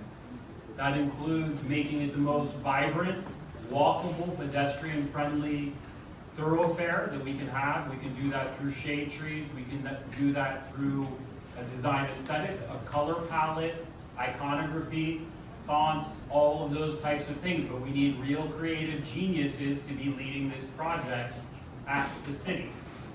And number two, I think that we need to have a strategic sense of direction of what Washington is. So if Washington is going to be, we're going to really lean into the heritage tourism piece. And what we want to do is say, okay, how are we going to make this area the architecture and design HQ for Miami Beach? How are we going to attract other tech startups there? There's a lot of things that you can do. Sure, government may not be able to say, come here, but government sets the rules, and it can incentivize the kind of business that it attracts. Well, I may be the lone no on this, but I don't think Washington Avenue is built for residential. I don't know if anyone here would like to live on Washington Avenue. The good news is we have so much residential within Flamingo Park as well as along Ocean Drive. I'm going to be a no on upzoning. I'm going to be a yes on repainting the buildings in the pastel colors. Commissioner Rosie Gonzalez brought that back, and it's another source of pride. And I'm also going to be a yes on supporting our community cultural assets, including O Cinema, that's been under attack by this commission, as well as, by the way, MDPL has been under attack. I want all of our arts institutions to feel that we're in the United States of America and we have freedom of speech. And I think that's going to actually bring the tourists that have canceled their trips back to Miami Beach. Thank you. Thanks, everyone, and you guys are going to be last. So what the candidates have in front of them are fortune cookies that my husband helped me make, and Yu Chinese restaurant provided the boxes for. Basically, they are random questions that we baked in these cookies, and each of you will have the opportunity to answer the question alone. This is your question and your time. And you will get a minute each, and we will start from down there with Luigi starting first. And again, same rules.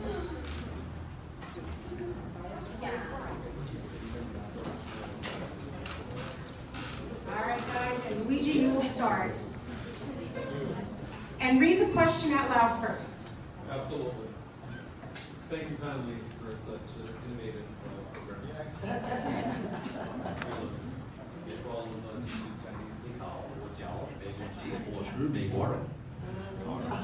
Okay, so if you were in charge of special events, what would your lineup be and what criteria would they have to meet?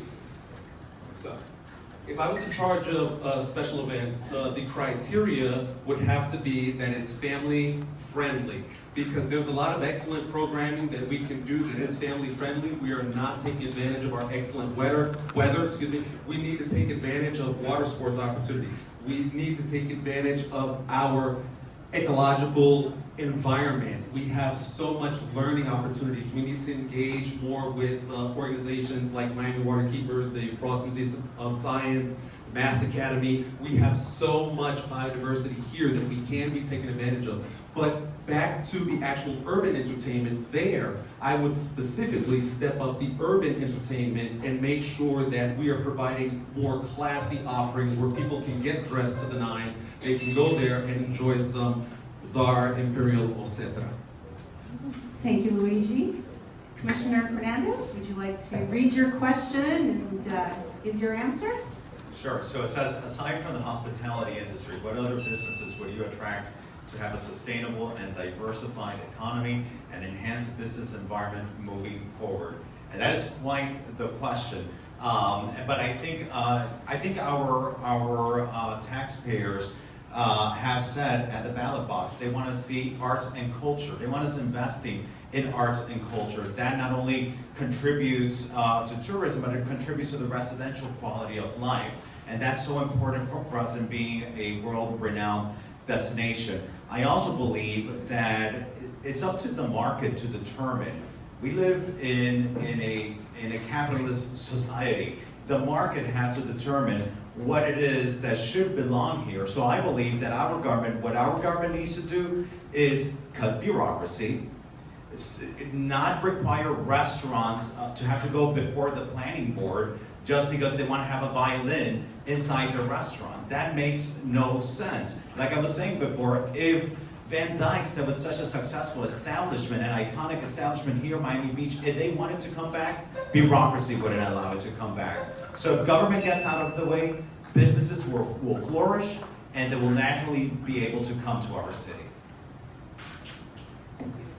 Brett? So my question is, in what areas would our government use AI to help with efficiency, effectiveness of running and operating our city? I would say certainly management, environmental issues, public safety.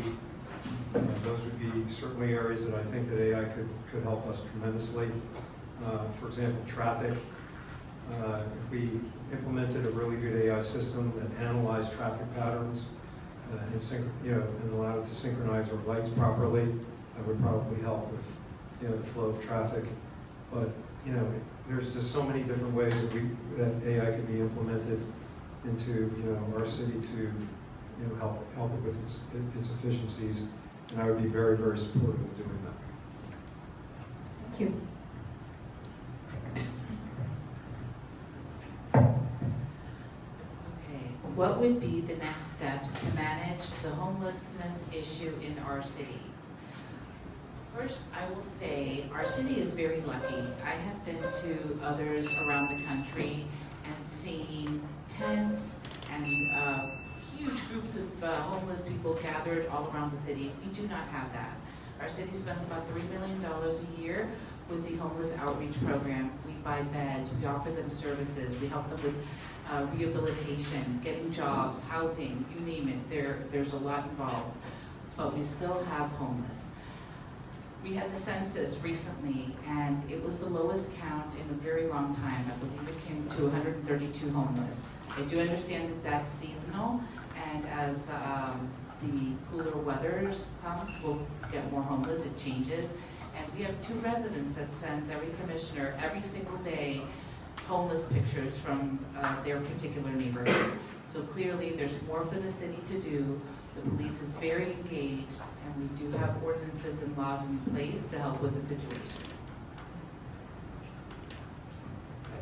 So my question was, what would you do to help our failing Art Deco hotels that cannot compete with newer construction? And I actually have a lot of ideas. Number one, we can partner with the Greater Miami Visitor and Convention Bureau. I know that they only promote the hotels that are members, and we need to talk to them and say, hey, listen, can you also promote the smaller Art Deco hotels to get folks to stay there as well, to book their rooms there? Secondly, I think we need to work with the Miami Design Preservation League to have events that are inside of the hotels as well, so that way maybe they'll do a lecture inside of the Avalon or some of the historic hotels and properties, and that way we'll keep people having traffic inside and out. And then lastly, we need to bring back our film incentives, and maybe the city can have a new film incentive program, and maybe we can reach out to some of the shows and get them to film inside of some of the hotels because they are so significant historical. Like when Magic City was filmed here. Let's try to get that back. Thank you. My question is... You guys are doing good. Omar, we'll wait for the clock to go down. Because we can't figure out how to reset it, so get down. Okay. And then we'll give you time to ask your question, and then we'll start again. My question is, how would you rein in short-term rentals in our neighborhood? Obviously, that's a huge problem. They're competing with the neighborhoods, the residents, and we don't want to create a competition between the residents and the non-residents. And we also want to create more long-term rentals that will reduce property rent prices in our city. So better enforcement. Next year we're going to have 2,300 municipal employees that we're paying a lot of money to. So code compliance should really work. Do a much better job in enforcing the laws that we currently have on our books. Because we have a lot of strict laws on our books. Some of them are the strictest laws in the country, actually, towards short-term rentals. So incentivizing also landlords to convert from short-term rentals to long-term rentals would also be one of my plans. Thanks. Thank you.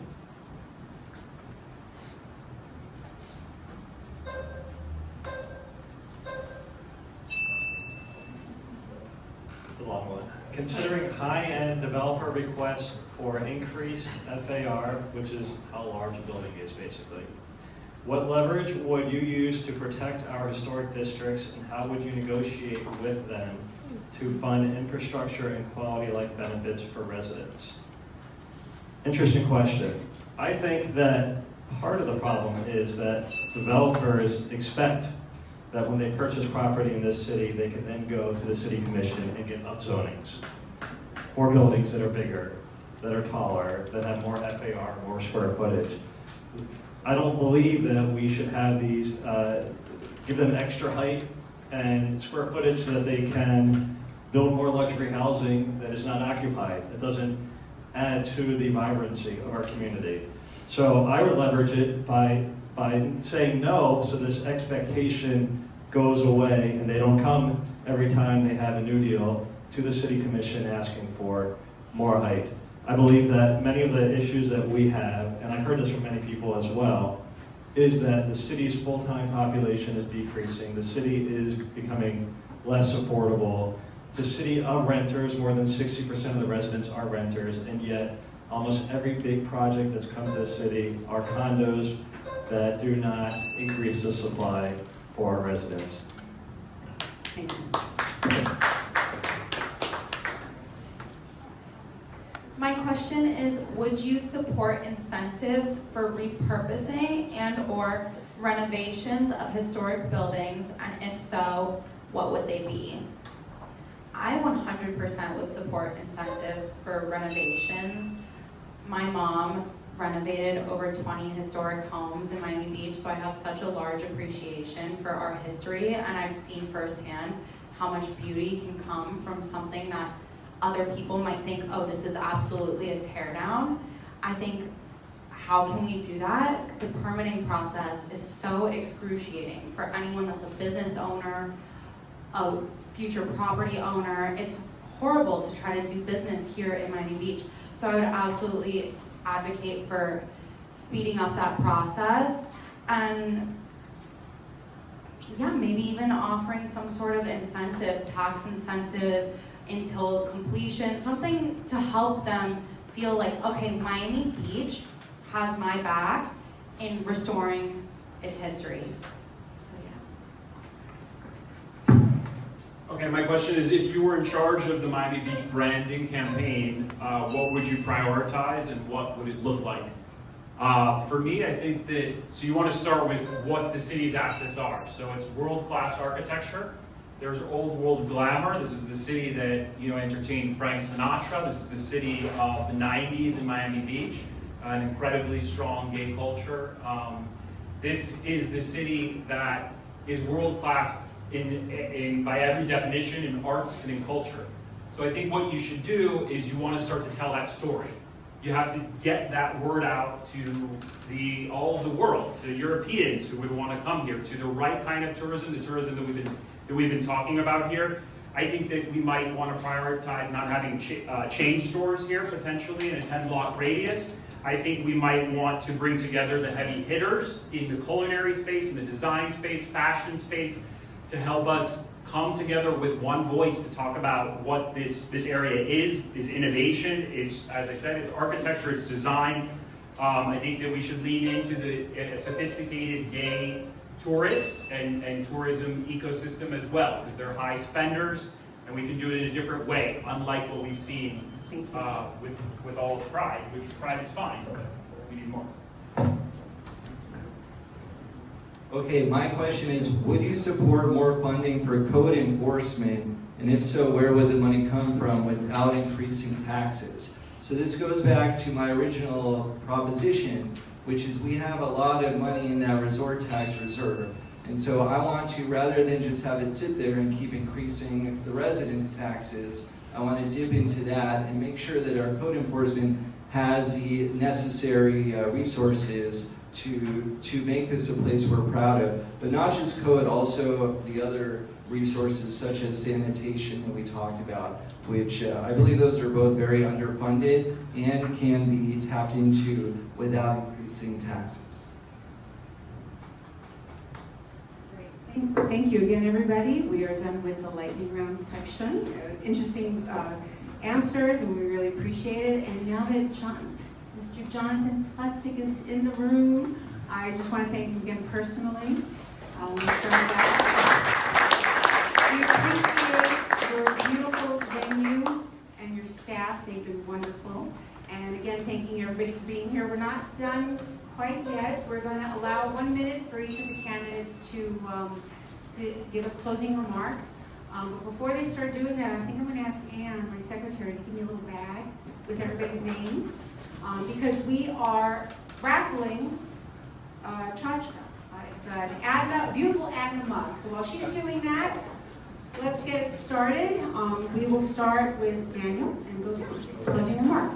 All right, so again, Daniel Serraldo, Group 1. This is a moment of crisis in our city. We're in a zoning crisis. There are projects that are being contemplated that none of us know about because the state has taken away our voices.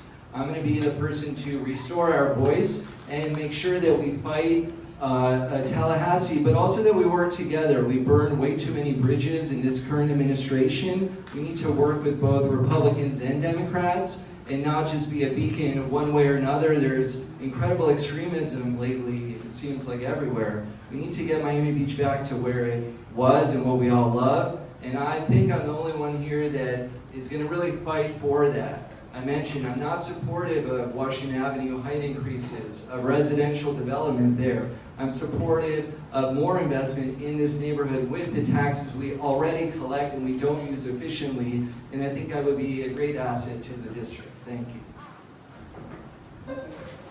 Brian?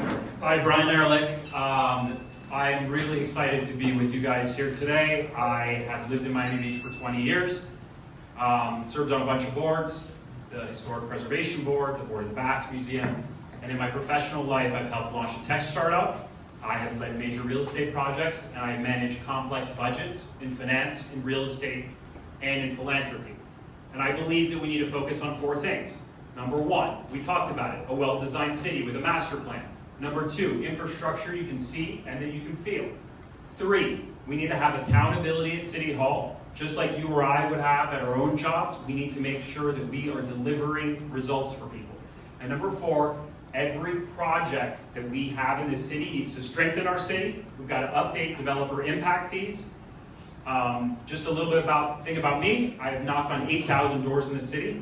I'm the only person up here who got on the ballot by signature. And I think that tells you a little bit about how I would be as a commissioner. I'm relentless. I am a very hard worker. And I'm all about results. Thank you. Did you have each candidate announce what order they were? Oh. Well, I did say I'll tell you. Him until Monica, we're all group 1. And then you guys are group 3, right? 2. And then the last 2 are group 3. What's that mean? You can vote for 1 person in each group. Very, very good question. Yes. That is a good question. The first 6 candidates here are in Group 1. And there's one missing, by the way. And there is one missing. There are 7. What happened to Monique? She's an attorney, and I think she had something that she needs to file for tomorrow, so she couldn't make it. And then Commissioner Dominguez and Fred Carlton are Group 2. And in the beginning, I did mention it, but probably wouldn't need to have it on the name cards. Commissioner Dominguez and Fred Carlton are running for Group 2, and Commissioner Alex Fernandez and Luigi Mary are running for Group 3. You did a way better job than I did. Oh, thank you. Thanks for starting. I'm like, okay. Hi everyone, my name is Ava Frankel. I'm so grateful to be here tonight. I think that the thing that put Miami Beach on the map and what made us so famous was our fearlessness and our willingness to be innovative and to do things that no one else was doing. And somehow along the way, we started suffocating ourselves in red tape and trying to play everything by the rules. And I think that we just need more of the creativity and the innovation that initially put us on the map. It's hard to say everything that I want to do in 1 minute, but I have all of my ideas and solutions on my website. It's www.avalovesmiamibeach.com. Yeah. And I also made a fun video. It's on YouTube, Ava Loves Miami Beach, if you guys want to watch it. But I love Miami Beach, and I think Miami Beach needs love from our government.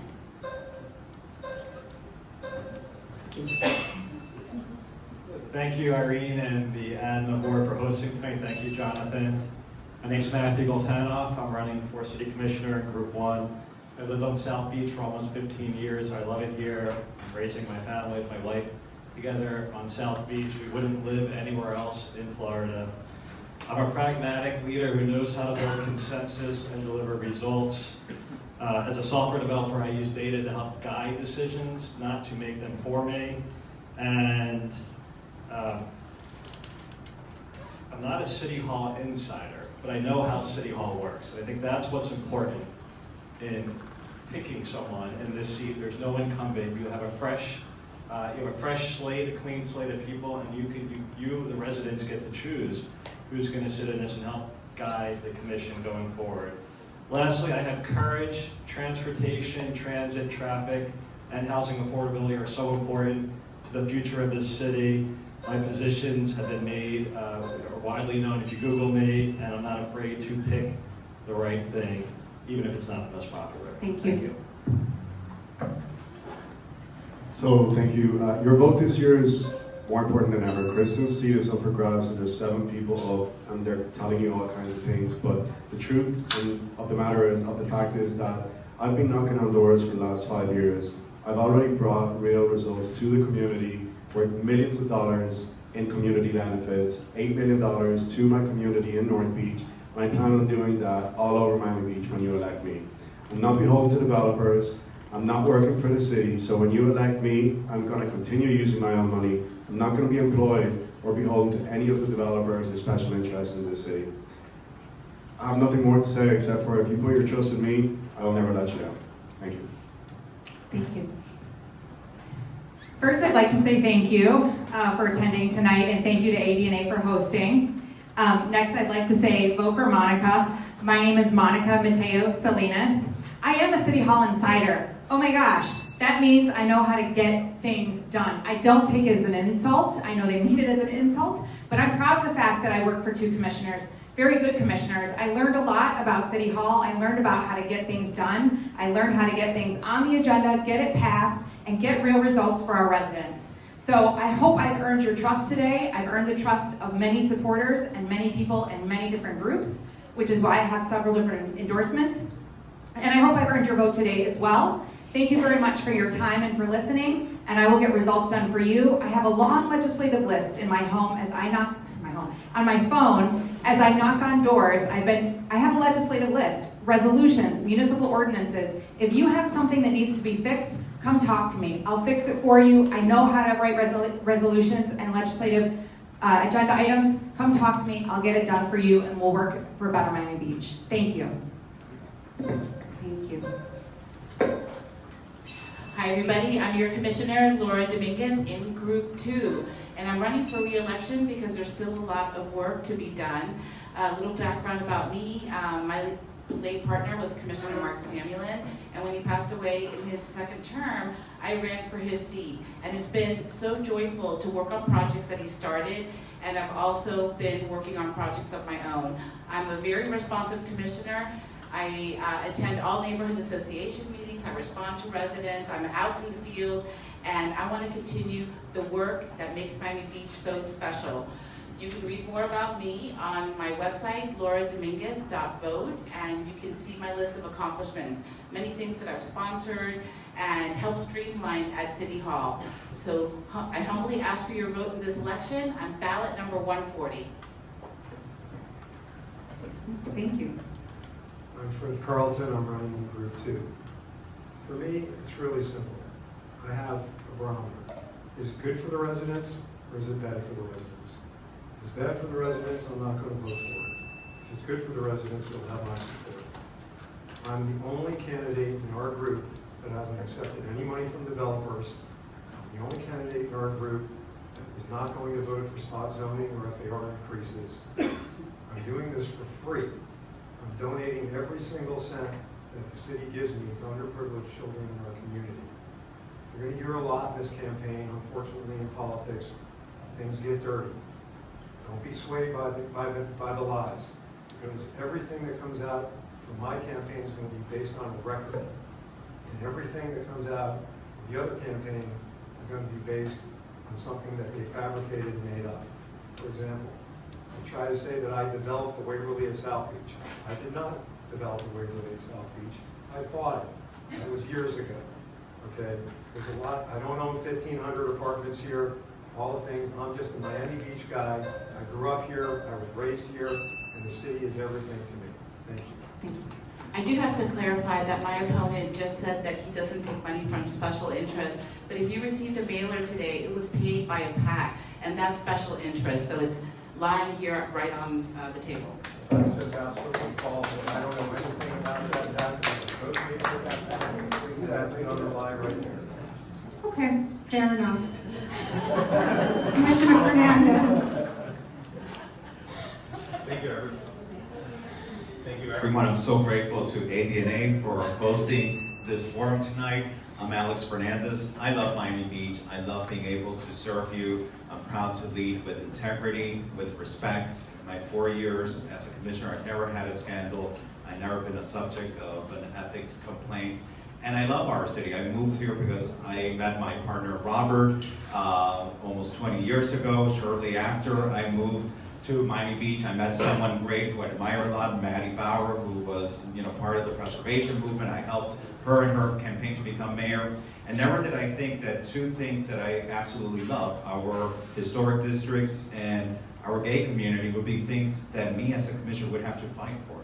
I never thought 4 years ago when I got elected that I would have to be fighting for LGBTQ rights in Miami Beach. I never thought that I would have to go to Tallahassee to fight to preserve the most iconic architecture, our Art Deco historic districts. But I'm proud that you have given me this opportunity, and I am committed to continue leading with the integrity and the respect that you deserve. Thank you again for allowing me to serve you.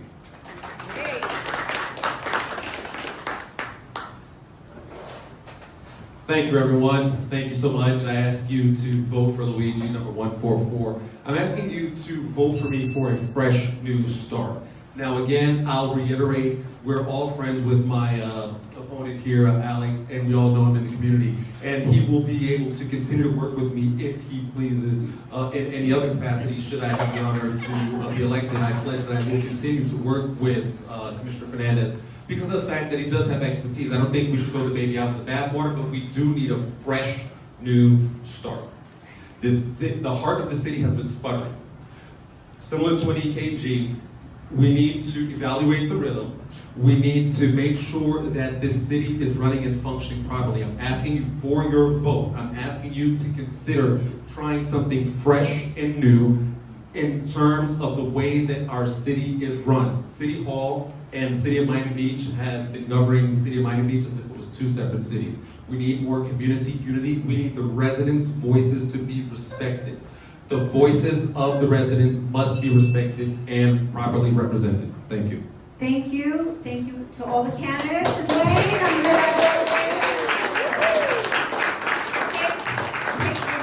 Let's see. Do you have, what's the name there? Anita